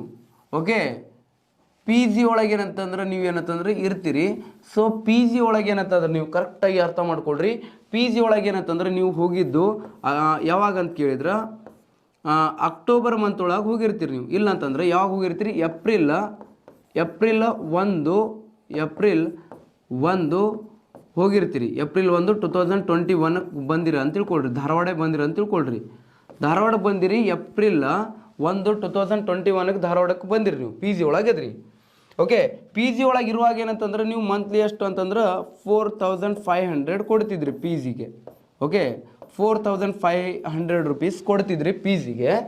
ಅವಾಗ ಏನಾಯ್ತು ಗೊತ್ತಾ, ನೀವು ಓನರ್ ಏನಂದ್ರೆ ತೊಗೊಳ್ತಿದ್ದ. ಎಲ್ಲಿ ಮಟ್ಟ ಏನಂತಂದ್ರೆ ಅಕ್ಟೋಬರ್ 1 2021 ಒಳಗೆ ಸುಮ್ಮನಿದ 4500 ತೊಗೊಳ್ತಿದ್ದ. ನೆಕ್ಸ್ಟ್ ನಿಮ್ಮ ಓನರ್ ಬಂದು ಏನು ಮಾಡಿದ, ಅಕ್ಟೋಬರ್ 1ಕ್ಕೆ ಬಂದು ಏನಂತಂದ್ರೆ ನೋಡಿ ಯಾರು ಇರ್ತಿದ್ದ PG ಒಳಗೆ ಸಂಖ್ಯಾ ಇರ್ತಿದ್ದ. ಯಾರಿರ್ತಿದ್ದ? ಸಂಖ್ಯಾ ಇರ್ತಿದ್ದ. ಯಾರಿರ್ತ? ಸಂಖ್ಯಾ ಅಂತೇಳಿ ಇರ್ತಿದ್ದ. ಈ ಸಂಖ್ಯಾ ಎಲ್ಲಿ ಇರ್ತಿದ್ದ ಮೊದಲ ಅಂತಂದ್ರೆ PG ಒಳಗೆ ಇರ್ತಿದ್ದ. ಯಾವ PG ಒಳಗೆ ಇರ್ತಿದ್ದ ಅಂತಂದ್ರೆ ಸನಿ PG ಒಳಗೆ ಇರ್ತಿದ್ದ. ಯಾವ PG ಒಳಗೆ ಇರ್ತಿದ್ದ? ಸನಿ PG ಒಳಗೆ ಇರ್ತಿದ್ದ ಅಂತ ತಿಳ್ಕೊ. ಅವಾಗಂದ್ರೆ ಇದು ಬಾಯ್ಸ್ PG ಮತ್ತು ಲೇಡೀಸ್ PG ಅನ್ಕೊಂಡ್ರಿ ಮತ್ತೆ. ಓಕೆ, ಸಂಖ್ಯಾ ಎಲ್ಲಿ ಇರ್ತಿದ್ದ? ಸನಿ PG ಒಳಗೆ ಇರ್ತಿದ್ದ. ಅವಾಗ ಏನಾಯ್ತು ಗೊತ್ತಾ, 4500 ರೂಪಾಯಿ ಕೊಡ್ತಿದ್ದ. ಸಡನ್ಲಿ ಅವ್ರ ಓನರ್ ಬಂದು ಏನು ಮಾಡಿದ, ನೋಡ್ ಸಂಖ್ಯಾ ಇನ್ಮೇಲೆ ನೀ ಏನು ಮಾಡಬೇಕು, 5,000 ರೂಪಾಯಿ ಕಟ್ಟಬೇಕು. ಯಾವಾಗ ಎಷ್ಟು ಎಷ್ಟು ದಿನ 4000 ಕೊಟ್ಟು 4500 ಕಟ್ತಿದ್ಯಲ್ಲ, 5,000 ರೂಪಾಯಿ ಕಟ್ಟಬೇಕು. ಅಂದ್ರೆ ಅಕ್ಟೋಬರ್ ಒಳಗೆ ಹೆಚ್ಚು ಮಾಡತ್ತಾನಂದ್ರೆ ನವೆಂಬರಿಂದ ಅಪ್ಲೈ ಆಗಬೇಕು ಅದು ಆ್ಯಕ್ಚುಲಿ. ಬಟ್ ನೋಡ್ ಸಂಖ್ಯಾ, ಬಟ್ ನಿನಗೆ ಅಪ್ಲೈ ಆಗೋದು ಎಲ್ಲಿ? ಅದು ಏಪ್ರಿಲ್ 1 ನೀ ಬಂದಾಗಿಂದ ಕೊಡ್ಬೇಕು ನನಗೆ. Sir already 4500 ಕೊಟ್ಟಿನಲ್ಲ. ಕೊಟ್ಟು ಹೌದು, ಯಾರಿಲ್ಲ ಅಂದ್ರೆ ಇನ್ನೂ 5,500 ರೂಪಾಯಿ ಕೊಡು, ಮುಂದೆ ನೆಕ್ಸ್ಟ್ ಮಂತಿಂದ ಏನು ಕೊಡು, 5,000 ಸೇರಿಸಿ ಕೊಡು ಅಂಥೇಳಿ ಅಂದರು. ಅದಕ್ಕೆ ಏನಂತಂದ್ರೆ ಸರಿಯಾಗಂಗಿಲ್ಲ. ಸೊ ಇದರ ಅರ್ಥ ಏನಂತಂದ್ರೆ, ಯಾವುದೇ ಒಂದು ದೇಶದಲ್ಲಿ ತೆರಿಗೆ ದರವನ್ನು ಆರ್ಥಿಕ ವರ್ಷದ ಮಧ್ಯಭಾಗದಲ್ಲಿ ಹೆಚ್ಚಿಸಿದಾಗ ಆ ಹೆಚ್ಚಳಗೊಂಡಿರುವ ತೆರಿಗೆ ದರವು ಅದೇ ಆರ್ಥಿಕ ವರ್ಷದ ಮೊದಲನೇ ತಿಂಗಳಿನಿಂದ ಅನ್ವಯವಾಗುವುದನ್ನೇ ಪೂರ್ವಾನ್ವಯ ತೆರಿಗೆ ಅಂತೇಳಿ ಕರೀತಾರೆ ಸ್ನೇಹಿತರೆ. ಕರೆಕ್ಟ್ ನೆನ್ಪಿಟ್ಕೊಳ್ರಿ. ನೋಡ್ರಿ, ಯಾವುದೇ ಒಂದು ಆರ್ಥಿಕ ವರ್ಷದ ಯಾವ ಭಾಗದಲ್ಲಿ? ಮಧ್ಯಭಾಗದಲ್ಲಿ ಏನಾಗಬೇಕು? ತೆರಿಗೆ ದರವನ್ನು ಹೆಚ್ಚಿಸಿದಾಗ, ಮಧ್ಯಭಾಗದಲ್ಲಿ ಹೆಚ್ಚಿಸಿದಾಗ ಆ ಹೆಚ್ಚಳಗೊಂಡಿರುವಂಥ ತೆರಿಗೆ ದರ ಯಾವಾಗ ಅಪ್ಲೈ ಆಗಬೇಕು? ಅದೇ ಆರ್ಥಿಕ ವರ್ಷದ ಮೊದಲನೇ ತಿಂಗಳಿನಿಂದ ಅಪ್ಲೈ ಆಗಬೇಕು. ಅಪ್ಲೈ ಆಗುವಂತಿದ್ರೆ ಅದನ್ನು ಏನಂತ ಕರೀತಾರೆ? ಪೂರ್ವಾನ್ವಯ ತೆರಿಗೆ ಅಂತೇಳಿ ಕರೀತಾರೆ. ಈ ಪೂರ್ವಾನ್ವಯ ತೆರಿಗೆಯನ್ನು ಯಾವಾಗಂದ್ರೆ 2021 ಅಕ್ಟೋಬರ್ 17ಕ್ಕೆ ಏನಂತಂದ್ರೆ ನಮ್ಮ ಹಣಕಾಸು ಖಾತೆ ಮಂತ್ರಿ ಆಗಿರುವಂಥ ನಿರ್ಮಲಾ ಸೀತಾರಾಮನ್ ಅವರು, ನಿರ್ಮಲಾ ಸೀತಾರಾಮನ್ ಅವರು ಏನು ಮಾಡಿದ್ರು, ನಿರ್ಮಲಾ ಸೀತಾರಾಮನ್ ಅವರು ಏನು ಮಾಡ್ತಾರ ಅಂತಂದ್ರೆ ಇದನ್ನು ಏನು ಮಾಡ್ತಾರ ಅಂತಂದ್ರೆ ಜಾರಿಗೆ ತರ್ತಾರ. ನಿರ್ಮಲಾ ಸೀತಾರಾಮನ್ ಅವರು ಏನು ಮಾಡಿದ್ರು, ಇದನ್ನು ಪರಿಚಯ ಮಾಡ್ತಾರ. ಓಕೆ, ಪರಿಚಯ ಮಾಡಿದ್ರು, ರದ್ದು ಮಾಡಿದ್ರು ಪರಿಚಯ ಯಾಕೆ ಮಾಡ್ತಾರ? ನಿರ್ಮಲಾ ಸೀತಾರಾಮನ್ ಅವರು ರದ್ದು ಮಾಡಿದ್ದಾರೆ. ಎಟ್ ಪ್ರೆಸೆಂಟ್ ಇಲ್ಲ ಈ ತೆರಿಗೆ. ಓಕೆ, ಇದು ಏನಂತಂದ್ರೆ ಡೈರೆಕ್ಟ್ ಟ್ಯಾಕ್ಸ್ ಆಗಿದ್ದು, ಇದು ಕಂಪ್ನಿಗಳ ಮೇಲೆ ಮಾತ್ರ ಹಾಕ್ತಿದ್ದು. ಯಾವ ಆಥರ್ ಬುಕ್ ಒಳಗೆ ಸಿಗಂಗಿಲ್ಲ ನಿಮಗೆ. ಇದು ಪೂರ್ವಾನ್ವಯ ತೆರಿಗೆ ಎಲ್ಲಿ ಹುಡುಕಿದ್ರು ಸಿಗಂಗಿಲ್ಲ. ಸದ್ಯ ಆಥರ್ ಬುಕ್ ಒಳಗೆ ಹುಡ್ಕಾಡ್ಕೊಳ್ರಿ ನೀವು ಎಲ್ಲಿ ಬೇಕಾದ್ರೆ. ಯಾಕಂದರೆ ಇದು ಆರ್ಟಿಕಲಲ್ಲಿ ಬಂದಿರುವಂಥದ್ದು ಮತ್ತು ಹಳೆ ಟ್ಯಾಕ್ಸ್ ರೀ. ಇದು ಇತ್ತೀಚೆಗೆ ರದ್ದುಪಡಿಸಿದ್ದಾರೆ. ಇಂಥ ತೆರಿಗೆಯನ್ನು ಕೇಳ್ತಾರೆ. ಕರೆಂಟ್ ಅಫೇರ್ಸ್ ಲಿಂಕ್ ಇಟ್ಕೊಂಡು ಓದಬೇಕು ಸ್ನೇಹಿತರೆ. ಫಿಕ್ಸ್ ಕೇಳ್ತಾರೆ. ಪೂರ್ವಾನ್ವಯ ತೆರಿಗೆ ರೆಟ್ರೋಸ್ಪೆಕ್ಟಿವ್ ಟ್ಯಾಕ್ಸ್ ಡೈರೆಕ್ಟೋ ಇಂಡೈರೆಕ್ಟ್ ಅಂತ ಕೇಳ್ಬಿಡ್ತಾನೆ ನಿಮ್ಗೆ. ನೀವು ಕೇಳೋದೇ ಇರಂಗಿಲ್ಲ. ಇದು ಯಾವ ಟ್ಯಾಕ್ಸ್ ರೀ, ಎಲ್ಲಿಂದ ಬಂತಿದ್ದು ಪೂರ್ವಾನ್ವಯ ತೆರಿಗೆ ಅಂತೇಳಿ ನಿಮ್ಗೆ ಏನಂತಂದ್ರೆ ಸ್ವಲ್ಪ ಏನಂತಂದ್ರೆ ಅಷ್ಟು ನೆನಪಾಗಬೇಕಂದ್ರೆ ಕಷ್ಟದಾಯಕವಾಗಿರ್ತದೆ. ಇದೇ ಯಾವುದು ಅಂತಂದ್ರೆ ಪೂರ್ವಾನ್ವಯ ತೆರಿಗೆ ಅಂತೇಳಿ ಹೇಳ್ಬೋದು, ರೆಟ್ರೋಸ್ಪೆಕ್ಟಿವ್ ಟ್ಯಾಕ್ಸ್. ಇದಾದ ನಂತರ ನೆಕ್ಸ್ಟ್ ಬರೋದು ಸ್ನೇಹಿತರೆ ಡೈರೆಕ್ಟ್ ಟ್ಯಾಕ್ಸ್ ಮುಗೀತು ನಿಮ್ದು. ಈಗ ನೆಕ್ಸ್ಟ್ ಬರೋದು ಇಂಡೈರೆಕ್ಟ್ ಟ್ಯಾಕ್ಸ್ ಅಂತ ಕರಿತೀವಿ. ಇದಾದ ನಂತರ ಯಾವುದು? ಇಂಡೈರೆಕ್ಟ್ ಟ್ಯಾಕ್ಸ್ ಅಂತೇಳಿ ಬರುತ್ತೆ ಸ್ನೇಹಿತರೆ. ಡೈರೆಕ್ಟ್ ಟ್ಯಾಕ್ಸ್ ಇಲ್ಲಿಗೆ ಏನಂತಂದ್ರೆ ನಿಮ್ಗೆ ಮುಗಿತಾವ. ಇಂಡೈರೆಕ್ಟ್ ಟ್ಯಾಕ್ಸ್ ಪರೋಕ್ಷ ತೆರಿಗೆಗಳು ನಿನ್ನೆ ಹೇಳಿದೆ ನಾನು ನಿಮ್ಗೆ. ಒಂದು 5 ಟೈಪ್ಸ್ ಬರ್ತಾವೆ ಪರೋಕ್ಷ ಒಳಗೆ. ಯಾವ್ದು ಅಂತ ಕೇಳಿದ್ರೆ ಅದರಲ್ಲಿ ಮೊದಲನೇದು ಯಾವುದು? ಡೈರೆಕ್ಟ್ ಟ್ಯಾಕ್ಸಲ್ಲಿ ನಿನ್ನೆ ಕೂಡ ಒಂದು ಎಕ್ಸಾಂಪಲ್ ಹೇಳಿದೆ ನಿಮ್ಗೆ. ಪರೋಕ್ಷ ತೆರಿಗೆ ಅಂದ್ರೆ ಏನ್ರಿ? ಇಂಡೈರೆಕ್ಟ್ ಟ್ಯಾಕ್ಸ್ ಅಂತಂದ್ರೆ ಏನಂತೇಳಿ ನಿನ್ನೆ ಏನಂತಂದ್ರೆ ನಿಮಗೆ ಒಂದು ಎಕ್ಸಾಂಪಲ್ ಹೇಳೋದ್ರ ಮೂಲಕ ಹೇಳಿದ್ದೇನೆ ನಾನು ನಿಮಗೆ. ಇಂಡೈರೆಕ್ಟ್ ಟ್ಯಾಕ್ಸ್, ಇಂಡೈರೆಕ್ಟ್ ಟ್ಯಾಕ್ಸ್ ಅಂತಂದ್ರೆ ತೆರಿಗೆಯ ಭಾರ ಅಥವಾ ತೆರಿಗೆ ಅಧಿಪಾತ ಒಬ್ಬರಿಂದ ಮತ್ತೊಬ್ಬರಿಗೆ ಏನಾಗಬೇಕ್ರಿ? ಸುಲಭವಾಗಿ ವರ್ಗಾಯಿಸಲು ಸಾಧ್ಯ ಇರಬೇಕು. ಒಬ್ಬರಿಂದ ಮತ್ತೊಬ್ಬರಿಗೆ ಏನಂತಂದ್ರೆ ಸುಲಭವಾಗಿ ವರ್ಗಾಯಿಸಲು ಏನಾಗ್ತಿರ್ಬೇಕು? ಸಾಧ್ಯವಾಗ್ತಿರ್ಬೇಕು. ವರ್ಗಾಯಿಸಲು ಸಾಧ್ಯವಾಗುವಂತಿದ್ರೆ ಅದನ್ನು ಏನಂತ ಕರೀತಾರ? ಪರೋಕ್ಷ ತೆರಿಗೆ ಅಂತೇಳಿ ಕರೀತಾರ. ನಿನ್ನೆ ಹೇಳಿದ್ನಲ್ಲ, ಇಲ್ಲಿ ಏನಂತಂದ್ರೆ ಪ್ರೊಡ್ಯೂಸರ್, ಇಲ್ಲಿ ಯಾರು? ಹೋಲ್ಸೇಲರ್, ಇಲ್ಲಿ ಯಾರು? ರಿಟೇಲರ್, ಇಲ್ಲಿ ಯಾರು? ಕನ್ಸ್ಯೂಮರ್ ಹೇಳಿದ್ನಲ್ಲ ನಿನ್ನೆ. ಇಲ್ಲಿ ಯಾರು? ಕನ್ಸ್ಯೂಮರ್ಗಳು ಯಾರಿಗೆ? ರಿಟೇಲರ್ಗಳಿಗೆ ಟ್ಯಾಕ್ಸ್ ಪೇ ಮಾಡ್ತಾರೆ. ರಿಟೇಲರ್ಗಳು ಹೋಲ್ಸೇಲರ್ಗಳು ಟ್ಯಾಕ್ಸ್ ಪೇ ಮಾಡ್ತಾರೆ. ಹೋಲ್ಸೇಲರ್ಗಳು ಪ್ರೊಡ್ಯೂಸರ್ಗಳು ಗೌರ್ಮೆಂಟಿಗೆ ಏನು ಮಾಡ್ತಾರ? ಟ್ಯಾಕ್ಸ್ ಪೇ ಮಾಡ್ತಾರ ಅಂತೇಳಿ ನಾನು ನಿನ್ನೆ ಹೇಳಿದೆ. ಓಕೆ, ಇದನ್ನೇ ಏನಂತ ಕರೀತಾರ? ಪರೋಕ್ಷ ತೆರಿಗೆ ಅಂತೇಳಿ ಕರೀತಾರೆ. ಒಬ್ಬರಿಂದ ಮತ್ತೊಬ್ಬರಿಗೆ ಏನಾಗಬೇಕು? ತೆರಿಗೆ ದರವನ್ನು ಸುಲಭವಾಗಿ ವರ್ಗಾಯಿಸಲು ಸಾಧ್ಯ ಇರಬೇಕು. ಸಾಧ್ಯ ಇದ್ದರೆ ಇಂಡೈರೆಕ್ಟ್ ಟ್ಯಾಕ್ಸ್, ಸಾಧ್ಯ ಇಲ್ಲದೆ ಇರುವಂತಿದ್ರೆ ಅದನ್ನು ಡೈರೆಕ್ಟ್ ಟ್ಯಾಕ್ಸ್ ಅಂತೇಳಿ ಕರೀತಾರೆ. ಓಕೆ, ವರ್ಗಾಯಿಸಲು ಸಾಧ್ಯ ಇದ್ರೆ ಇಂಡೈರೆಕ್ಟ್ ಟ್ಯಾಕ್ಸ್, ವರ್ಗಾಯಿಸಲು ಸಾಧ್ಯ ಇಲ್ಲದೆ ಇರೋದನ್ನು ಏನಂತ ಕರೀತಾರೆ? ಡೈರೆಕ್ಟ್ ಟ್ಯಾಕ್ಸ್ ಅಂತ ಕರೀತಾರೆ. ಇಷ್ಟು ನೆನಪಿಟ್ಕೊಳ್ಬೇಕು. ನೆಕ್ಸ್ಟ್ ಸ್ನೇಹಿತರೆ, ಇದಾದ ನಂತರ ನೆಕ್ಸ್ಟ್ ಬರೋದು ನಿಮಗೆ ಯಾವುದು ಅಂತ ಕೇಳಿದ್ರೆ, ನೆಕ್ಸ್ಟ್ ಅದರಲ್ಲಿ ಒಂದೇದು ಯಾವುದಪ್ಪ? ಇಂಡೈರೆಕ್ಟ್ ಟ್ಯಾಕ್ಸಲ್ಲಿ ಮೊದಲನೇದು ಯಾವುದು ಅಂತಂದರೆ ಕೇಂದ್ರ ಅಬಕಾರಿ ಸುಂಕ ಅಂತೇಳಿ ಬರುತ್ತೆ. ಅಬಕಾರಿ ಸುಂಕ, ಇದು ಅಧಿಕಾರಿ ಸುಂಕ ಅಲ್ಲ, ಅಬಕಾರಿ ಸುಂಕ ಅಂತೇಳಿ. ಯಾವ ಸುಂಕ? ಕೇಂದ್ರ ಅಬಕಾರಿ ಸುಂಕ. ಯೂನಿಯನ್ ಎಕ್ಸೈಸ್ ಡ್ಯೂಟಿ ಅಂತೇಳಿ ಕರಿತೀವಿ. ಯಾವ ಡ್ಯೂಟಿ? ಯೂನಿಯನ್ ಎಕ್ಸೈಸ್ ಡ್ಯೂಟಿ ಅಂತೇಳಿ ಬರುತ್ತೆ. ಯಾವ ಡ್ಯೂಟಿ? ಯೂನಿಯನ್ ಎಕ್ಸೈಸ್ ಡ್ಯೂಟಿ ಅಂತೇಳಿ ಬರುತ್ತೆ ಸ್ನೇಹಿತರೆ, ಇದು ನೆನಪಿಟ್ಕೊಳ್ಬೇಕು. ಕೇಂದ್ರ ಅಬಕಾರಿ ಸುಂಕ ಇದು ಜಾರಿಗೆ ಬಂದಿದ್ದು 1898ರಲ್ಲಿ. ಆಗಿದ್ದ ವೈಸರಾಯ ಯಾರಿದ್ರಪ್ಪ? ಇದು ಜಾರಿಗೆ ತಂದಾಗ ವೈಸರಾಯ್ ಇದ್ದವನು ಯಾರಂತಂದ್ರೆ ಲಾರ್ಡ್ ಎಲ್ಗಿನ್ ಟು ಅಂತೇಳಿ ಇರ್ತಾರ ಸ್ನೇಹಿತರೆ. ಯಾರಿರ್ತಾರ? ಲಾರ್ಡ್ ಎಲ್ಗಿನ್ ಟು ಅವರು ವೈಸರಾಯ್ ಇದ್ದ ಸಂದರ್ಭದಲ್ಲಿ ಈ ತೆರಿಗೆಯನ್ನು ಕೇಂದ್ರ ಅಬಕಾರಿ ಸುಂಕವನ್ನು ಜಾರಿಗೆ ತರ್ತಾರ.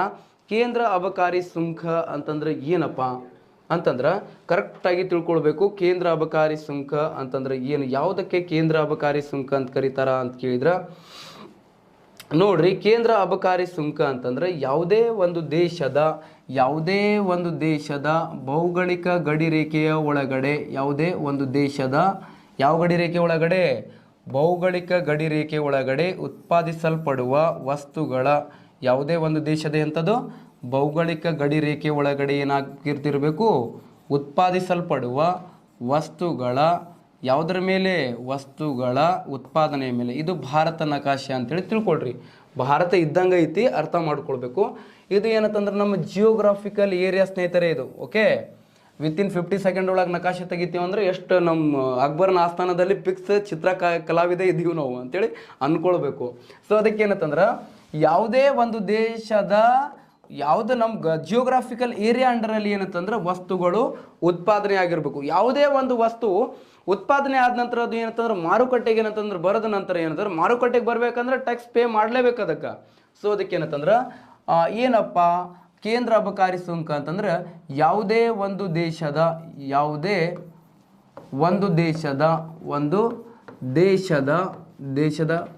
ಭೌಗೋಳಿಕ ಗಡಿರೇಖೆ ಒಳಗಡೆ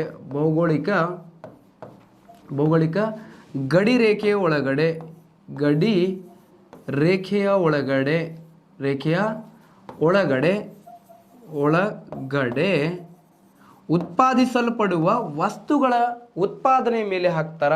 ವಸ್ತುಗಳ ಎದರ ಮೇಲೆ? ಉತ್ಪಾದನೆಯ ಮೇಲೆ ಹಾಕಲಾಗುತ್ತದೆ. ಯಾವುದೇ ಒಂದು ದೇಶದ ಭೌಗೋಳಿಕ ಗಡಿರೇಖೆ ಒಳಗಡೆ ಉತ್ಪಾದಿಸಲ್ಪಡುವ ವಸ್ತುಗಳ ಉತ್ಪಾದನೆಯ ಮೇಲೆ.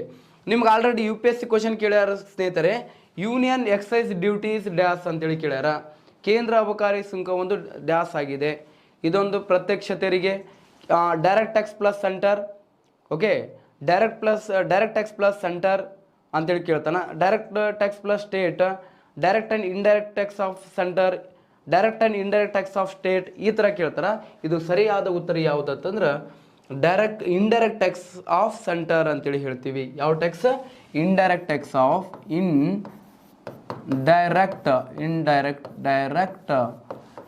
ಟ್ಯಾಕ್ಸ್ ಆಫ್ ಸೆಂಟ್ರಲ್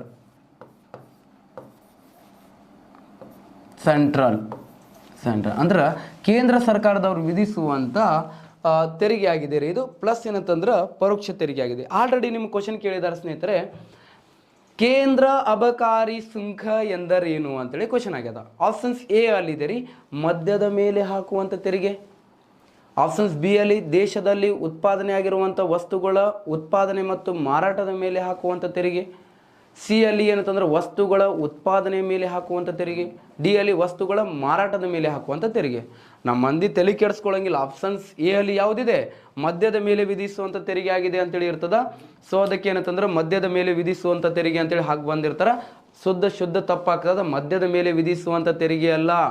ಯಾವುದೇ ಒಂದು ದೇಶದ ಭೌಗೋಳಿಕ ಗಡಿ ಅಂತಂದ್ರೆ ಜಿಯೋಗ್ರಾಫಿಕಲ್ ಏರಿಯಾ ಅಂಡರಲ್ಲಿ ಏನೇನು ವಸ್ತುಗಳು ಉತ್ಪಾದನೆ ಆಗ್ತದಲ್ಲ, ವಸ್ತುಗಳ ಉತ್ಪಾದನೆ ಮೇಲೆ. ಸರ್ ಉದಾಹರಣೆಗೆ ಏನೇನು ಉತ್ಪಾದನೆ ಆಗತ್ತದಲ್ರಿ, ಉದಾಹರಣೆ ಹೇಳ್ರಿ ಅಂತಂದ್ರೆ ಪೆಟ್ರೋಲ್ ಉತ್ಪಾದನೆ ಆಗ್ತದ, ಪೆಟ್ರೋಲ್ ಉತ್ಪಾದನೆ ಆಗ್ತದ, ಕಾಫಿ ಉತ್ಪಾದನೆ ಆಗ್ತದ, ಟೀ ಉತ್ಪಾದನೆ ಆಗ್ತದ, ಪೆಟ್ರೋಲ್, ಕಾಫಿ, ಟೀ ಉತ್ಪಾದನೆ ಆಗ್ತದ.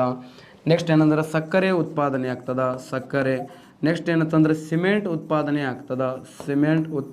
ಆಗ್ತದ. ಓಕೆ, ಸೆಣಬನ್ನು ತಯಾರಿಸಲಾಗ್ತದ. ಇವೆಲ್ಲವನ್ನು ಕೂಡ ಏನಂತಂದ್ರೆ ದೇಶದ ಭೌಗೋಳಿಕ ಗಡಿ ರೇಖೆ ಒಳಗಡೆ ಉತ್ಪಾದನೆ ಮಾಡ್ತಾರಲ್ಲ, ಅದರ ಮೇಲೆ ವಿಧಿಸುವಂಥ ತೆರಿಗೆ ಇದಾಗಿದೆ. ನೆಕ್ಸ್ಟ್ ಸ್ನೇಹಿತರೆ, ನಿಮಗೆಲ್ರಿಗೂ ಗೊತ್ತಿರಬೇಕು, ನಮ್ಮ ದೇಶದಲ್ಲಿ ನೋಡ್ರಿ 1985ರಲ್ಲಿ ಭಾರತದಲ್ಲಿ, ಯಾವಾಗಂತ ಕೇಳಿದ್ರೆ 1985ರಲ್ಲಿ ಭಾರತದಲ್ಲಿ ಯೂನಿಯನ್ ಎಕ್ಸೈಸ್ ಡ್ಯೂಟಿ ಆ್ಯಕ್ಟನ್ನು ಜಾರಿಗೆ ತರಲಾಯಿತು. ಕೇಂದ್ರ ಅಬಕಾರಿ ಸುಂಕ ಕಾಯ್ದೆಯನ್ನು ಜಾರಿಗೆ ತರಲಾಗ್ತದೆ. ಯೂನಿಯನ್ ಎಕ್ಸೈಸ್ ಡ್ಯೂಟಿ ಆ್ಯಕ್ಟನ್ನು ಜಾರಿಗೆ ತರಲಾಗಿದೆ. ಡ್ಯೂಟಿ ಆ್ಯಕ್ಟ್ ಮತ್ತು ಬ್ಯೂಟಿ ಆ್ಯಕ್ಟ್ ಅಂದಿ ಮತ್ತು ಯೂನಿಯನ್ ಎಕ್ಸೈಸ್ ಡ್ಯೂಟಿ ಆ್ಯಕ್ಟನ್ನು ಜಾರಿಗೆ ತರಲಾಯಿತು. ಕೇಂದ್ರ ಅಬಕಾರಿ ಸುಂಕ ಕಾಯ್ದೆಯನ್ನು ಜಾರಿಗೆ ತರುತ್ತಾರೆ ಸ್ನೇಹಿತರೆ. ಯಾವುದು? ಕೇಂದ್ರ ಅಬಕಾರಿ ಸುಂಕ ಕಾಯ್ದೆಯನ್ನು ಜಾರಿಗೆ ತರಲಾಗುತ್ತದೆ. ಸುಂಕ ಕಾಯ್ದೆ ಜಾರಿಗೆ ತರಲಾಯಿತು. ಓಕೆ, ನೆಕ್ಸ್ಟ್ ಅದೇ ಥರ ನಮ್ಮ ದೇಶದ ಒಳಗಡೆ ಪ್ರತಿ ವರ್ಷ ಫೆಬ್ರವರಿ 24ರಂದು ಯಾವ ದಿನ ಅಂತೇಳಿ ಆಚರಣೆ ಮಾಡ್ತಾರೆ ಅಂತಂದರೆ ಕೇಂದ್ರ ಅಬಕಾರಿ ಸುಂಕ ದಿನ ಅಂತೇಳಿ ಆಚರಣೆ ಮಾಡ್ತಾರೆ. ಯೂನಿಯನ್ ಎಕ್ಸೈಸ್ ಡ್ಯೂಟಿ ಡೇ ಅಂತೇಳಿ ಆಚರಣೆ ಮಾಡ್ತಾರೆ. ಯಾವ ದಿನ? ಕೇಂದ್ರ ಅಬಕಾರಿ ಸುಂಕ ದಿನ ಎಂದು ಆಚರಿಸಲಾಗುತ್ತದೆ. ಯಾವ ದಿನ? ಕೇಂದ್ರ ಅಬಕಾರಿ ಸುಂಕ ದಿನ ಅಂತೇಳಿ ಆಚರಣೆ ಮಾಡ್ತಾರೆ ಸ್ನೇಹಿತರೆ. ಫೆಬ್ರವರಿ 24ಕ್ಕೆ ಆಚರಣೆ ಮಾಡ್ತಾರೆ ಕೇಂದ್ರ ಅಬಕಾರಿ ಸುಂಕ ದಿನ ಅಂತೇಳಿ. ಇದು ನಿಮಗೆ ಗೊತ್ತಿರಬೇಕು. ಈ ಕೇಂದ್ರ ಅಬಕಾರಿ ಸುಂಕದಿಂದ ಎಷ್ಟೆಷ್ಟು ಇನ್ಕಮ್ ಬಂದೈತೆ ನಮಗೆ ಅಂತೇಳಿ ನೋಡಿದಾಗ ಕರೆಕ್ಟಾಗಿ ನಿಮಗೆ ಏನಂತಂದ್ರೆ ಗೊತ್ತಿರಬೇಕು. 2000 ನೋಡ್ರಿ, ಕರೆಕ್ಟಾಗಿ ನೋಡ್ರಿ, 2021 ಎಕನಾಮಿಕ್ ಇಯರ್ ಒಳಗೆ ಈ ಕೇಂದ್ರ ಅಬಕಾರಿ ಸುಂಕದಿಂದ ಭಾರತ ಸರ್ಕಾರಕ್ಕೆ 8ರಷ್ಟು ಆದಾಯ ಬಂದಿತ್ತು. ಶೇಕಡ 8ರಷ್ಟು ಆದಾಯ ಬಂದಿತ್ತು. ನೆಕ್ಸ್ಟ್ ಪ್ರಸ್ತುತ ಎಕನಾಮಿಕ್ ಇಯರ್ ಒಳಗೆ 2021-22 ಎಕನಾಮಿಕ್ ಇಯರ್ ಒಳಗೆ ಭಾರತ ಸರ್ಕಾರಕ್ಕೆ ಈ ಯೂನಿಯನ್ ಎಕ್ಸೈಸ್ ಡ್ಯೂಟಿಯಿಂದ ಶೇಕಡ 7ರಷ್ಟು ಆದಾಯ ಬಂದಿದ್ದು. 1% ಕಡಿಮೆ ಆಗಿದೆ, ಶೇಕಡ 7ರಷ್ಟು. ಯಾಕಂದ್ರೆ ಕರೋನಾದಿಂದ ಏನಂತಂದ್ರೆ ದೇಶದ ಒಳಗಡೆ ಉತ್ಪಾದನೆ ಆಗುವ ಸರಕುಗಳ ಪ್ರಮಾಣ ಏನಾಗ್ಯದ? ಕಡಿಮೆ ಆಗ್ಯದ. ಆದ ಕಾರಣ ಏನಂದ್ರೆ ಎಷ್ಟು ಪರ್ಸೆಂಟೇಜ್ ಬಂದೈತ್ರಿ ಈಗ ಪ್ರಸ್ತುತ ಅಂತ ಕೇಳಿದ್ರೆ ಇದರಿಂದ 7ರಷ್ಟು ಇನ್ಕಮ್ ಬಂದಿತ್ತು. ಎಷ್ಟನೇದು ಅಂತಂದ್ರೆ ನಾಲ್ಕನೇ ಅತಿ ಹೆಚ್ಚು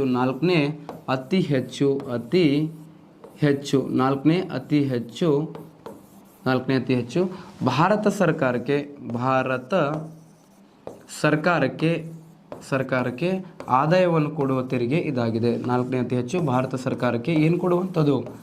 ಆದಾಯ ಕೊಡುವ ತೆರಿಗೆಯ ವಿಧ ಯಾವುದಾಗಿದೆ ಅಂತ ಕೇಳಿದ್ರೆ ಕೇಂದ್ರ ಅಬಕಾರಿ ಸುಂಕ ಆಗಿದೆ ಅಂತೇಳಿ ಹೇಳ್ಬೋದು. ನೋಡ್ರಿ, ಇಲ್ಲಿ ನಿಮ್ಗೆ ಆಲ್ರೆಡಿ ನಾನು ಹೇಳಿರುವ ಹಾಗೆ ಇಲ್ಲಿ ನೋಡ್ರಿ ಸ್ನೇಹಿತರೆ, ಕೇಂದ್ರ ಅಬಕಾರಿ ಸುಂಕ ಲಾರ್ಡ್ ಎಲ್ಗಿನ್ ಟು ಅವರು ಇದ್ರು. ನೋಡ್ರಿ 2021 ಆರ್ಥಿಕ ವರ್ಷದಲ್ಲಿ ಶೇಕಡ 8ರಷ್ಟು ಆದಾಯ ಬಂದಿತ್ತು. 21-22 ಆರ್ಥಿಕ ವರ್ಷದಲ್ಲಿ ಶೇಕಡ ಎಷ್ಟು ಅಂತಂದ್ರೆ 7ರಷ್ಟು ಆಗಬೇಕು, 5 ಅಲ್ಲ 7ರಷ್ಟು ಏನಂತಂದ್ರೆ ಆದಾಯ ಬಂದಿದ್ದು ಎಷ್ಟನೇ ಅತಿ ಹೆಚ್ಚು ಆಗಿದೆ ಅಂತ ಕೇಳಿದ್ರೆ 5ನೇ ಅತಿ ಹೆಚ್ಚು ಆದಾಯವನ್ನು ಕೊಡುವಂಥ ತೆರಿಗೆ ವಿಧ ಯಾವುದಾಗಿದೆ ಅಂತಂದ್ರೆ ಇದಾಗಿದೆ ಅಂತೇಳಿ ಹೇಳ್ಬೋದು. ನೆಕ್ಸ್ಟ್ ಏನಂತಂದ್ರೆ ಇದಾದ ನಂತರ ಪ್ರತಿ ವರ್ಷ ಫೆಬ್ರವರಿ 24ರಂದು ಕೇಂದ್ರ ಅಬಕಾರಿ ದಿನ ಎಂದು ಆಚರಿಸಲಾಗುತ್ತದೆ. ಯಾವ ದಿನ ಅಂತೇಳಿ ಕೇಂದ್ರ ಅಬಕಾರಿ ದಿನ. 1985ರಲ್ಲಿ ಭಾರತದಲ್ಲಿ ನೋಡ್ರಿ ಅಬಕಾರಿ ಸುಂಕ ಕಾಯ್ದೆ ಜಾರಿಗೆ ತರಲಾಯಿತು. ಇದು ಕೂಡ ಹೇಳಿದೆ ನಾನು ನಿಮ್ಗೆ. ಕಾಫಿ ಟೀ ಉದಾಹರಣೆ ಕಾಫಿ ಟೀ ಪೆಟ್ರೋಲ್ ಸಕ್ಕರೆ ರಸಗೊಬ್ಬರ ಇತ್ಯಾದಿ ಏನಂತಂದ್ರೆ ದೇಶದ ಭೌಗೋಳಿಕ ಗಡಿ ರೇಖೆ ಒಳಗಡೆ ಉತ್ಪಾದನೆ ಆಗ್ತಿರ್ತವೆ ಸ್ನೇಹಿತರೆ. ಸೊ ಅವುಗಳ ಉತ್ಪಾದನೆ ಮೇಲೆ ವಿಧಿಸುವಂಥ ತೆರಿಗೆ ಇದಾಗಿದೆ ಅಂಥೇಳಿ ಹೇಳ್ಬೋದು. ನೆಕ್ಸ್ಟ್ ಏನಂತಂದ್ರೆ ಸೀಮಾ ಸುಂಕ ಅಂತೇಳಿ ಬರುತ್ತೆ ಸ್ನೇಹಿತರೆ. ನೋಡ್ರಿ ಸೀಮಾ ಸುಂಕ ಡೈಲಿ ಅಪ್ಡೇಟ್ ಆಗಬೇಕು. ಕಂಟಿನ್ಯೂ ಏನಂತಂದ್ರೆ ಕರೆಂಟ್ ಅಫೇರ್ಸ್ ಈಗ ಸರ್ ಕೂಡ ಏನಂದ್ರೆ ಕರೆಂಟ್ ಅಫೇರ್ಸ್ ಕ್ಲಾಸ್ ಐತಿ. ನೆಕ್ಸ್ಟ್ ಕರೆಂಟ್ ಅಫೇರ್ಸ್ ಏನಂತಂದ್ರೆ ಡೈಲಿ ಅಪ್ಡೇಟ್ ಆಗಬೇಕು. ಮತ್ತೇನಂತಂದ್ರೆ ಇದಾದ ನಂತರ ಏನಂತಂದ್ರೆ ನಿಮಗೆ ಏನಂತಂದ್ರೆ ಸೀಮಾ ಸುಂಕದ ಬಗ್ಗೆ ಏನಂತಂದ್ರೆ ಈಗ ಸೀಮಾ ಸುಂಕ ಈಗ ಸ್ಟಾರ್ಟ್ ಮಾಡಿದ್ರು ಕೂಡ ಏನಂತಂದ್ರೆ ಇದು ಕಂಪ್ಲೀಟ್ ಆಗಂಗಿಲ್ಲ ಅಂತೇಳಿ ನಾನು ಅಂದ್ಕೊಳ್ತೀನಿ. ಬಹಳಷ್ಟು ಎಕ್ಸ್ಪ್ಲೇನ್ ಮಾಡಬೇಕಾಗ್ತದೆ ಸೀಮಾ ಸುಂಕದ ಬಗ್ಗೆ. ಅದು ನೆಕ್ಸ್ಟ್ ಕ್ಲಾಸಲ್ಲಿ ನೋಡೋಣ. ದಯವಿಟ್ಟು ಏನು ಮಾಡಬೇಕು, ನಿನ್ನೆ ಏನಂತಂದ್ರೆ ಆಲ್ಮೋಸ್ಟ್ ನಾನೇನಂದ್ರೆ ಒಂದು ವರ್ಕ್ ಕೊಟ್ಟಿದ್ದೆ 15ನೇ ಹಣಕಾಸು ಆಯೋಗದ ಬಗ್ಗೆ ಏನಂತಂದ್ರೆ ನಾನು ಹೇಳಿದ್ದೆ. ಓಕೆ, ನೆಕ್ಸ್ಟ್ ಏನಂತಂದ್ರೆ ಅದನ್ನ ನೋಟ್ಸ್ ಏನಂತಂದ್ರೆ ನನ್ನ ಗ್ರೂಪಲ್ಲಿ ಏನಂತಂದ್ರೆ ಕೆಲವೊಬ್ಬರು ವೈಯಕ್ತಿಕ ಕಳಿಸಿದ್ರಿ. ಓಕೆ, ಕಳಿಸ್ರಿ, ನಾನು ನೋಡಿ ಅದನ್ನ ಏನಂದ್ರೆ ಗ್ರೂಪ್ ಒಳಗೆ ಯಾರು ಚಲೋ ಬರ್ದಿದ್ದವ್ರದ್ದು ಒಂದು 2-3 ಮಂದಿದು ಏನಂದ್ರೆ ನಾನು ಗ್ರೂಪ್ ಒಳಗೆ ಏನಾದ್ರು ಹಾಕಿದೆ. ಆದಷ್ಟು ಏನಂತಂದ್ರೆ ವರ್ಕ್ ಮಾಡಿ ಸ್ನೇಹಿತರೆ. ಇವತ್ತಿನ ವರ್ಕ್ ಏನಂತಂದ್ರೆ ಪ್ರಮುಖ ದೇಶದಲ್ಲಿರುವಂಥ ರಾಷ್ಟ್ರೀಯ ಉದ್ಯಾನವನಗಳ ಕುರಿತು ಚರ್ಚಿಸಿರಿ ಅಂತೇಳಿ. ನಮ್ಮಲ್ಲಿ ಏನಂತಂದ್ರೆ ನ್ಯಾಷನಲ್ ಪಾರ್ಕ್ ಎಲ್ಲೆಲ್ಲಿ ಇದಾವೆ ಅದ್ರ ಬಗ್ಗೆ ಏನಂತಂದ್ರೆ ಬರೀರಿ, ಕೂತ್ಕೊಂಡು ಬರೋದೇನಂತಂದ್ರೆ ಸೆಂಡ್ ಮಾಡಿರಿ. ಧನ್ಯವಾದಗಳು.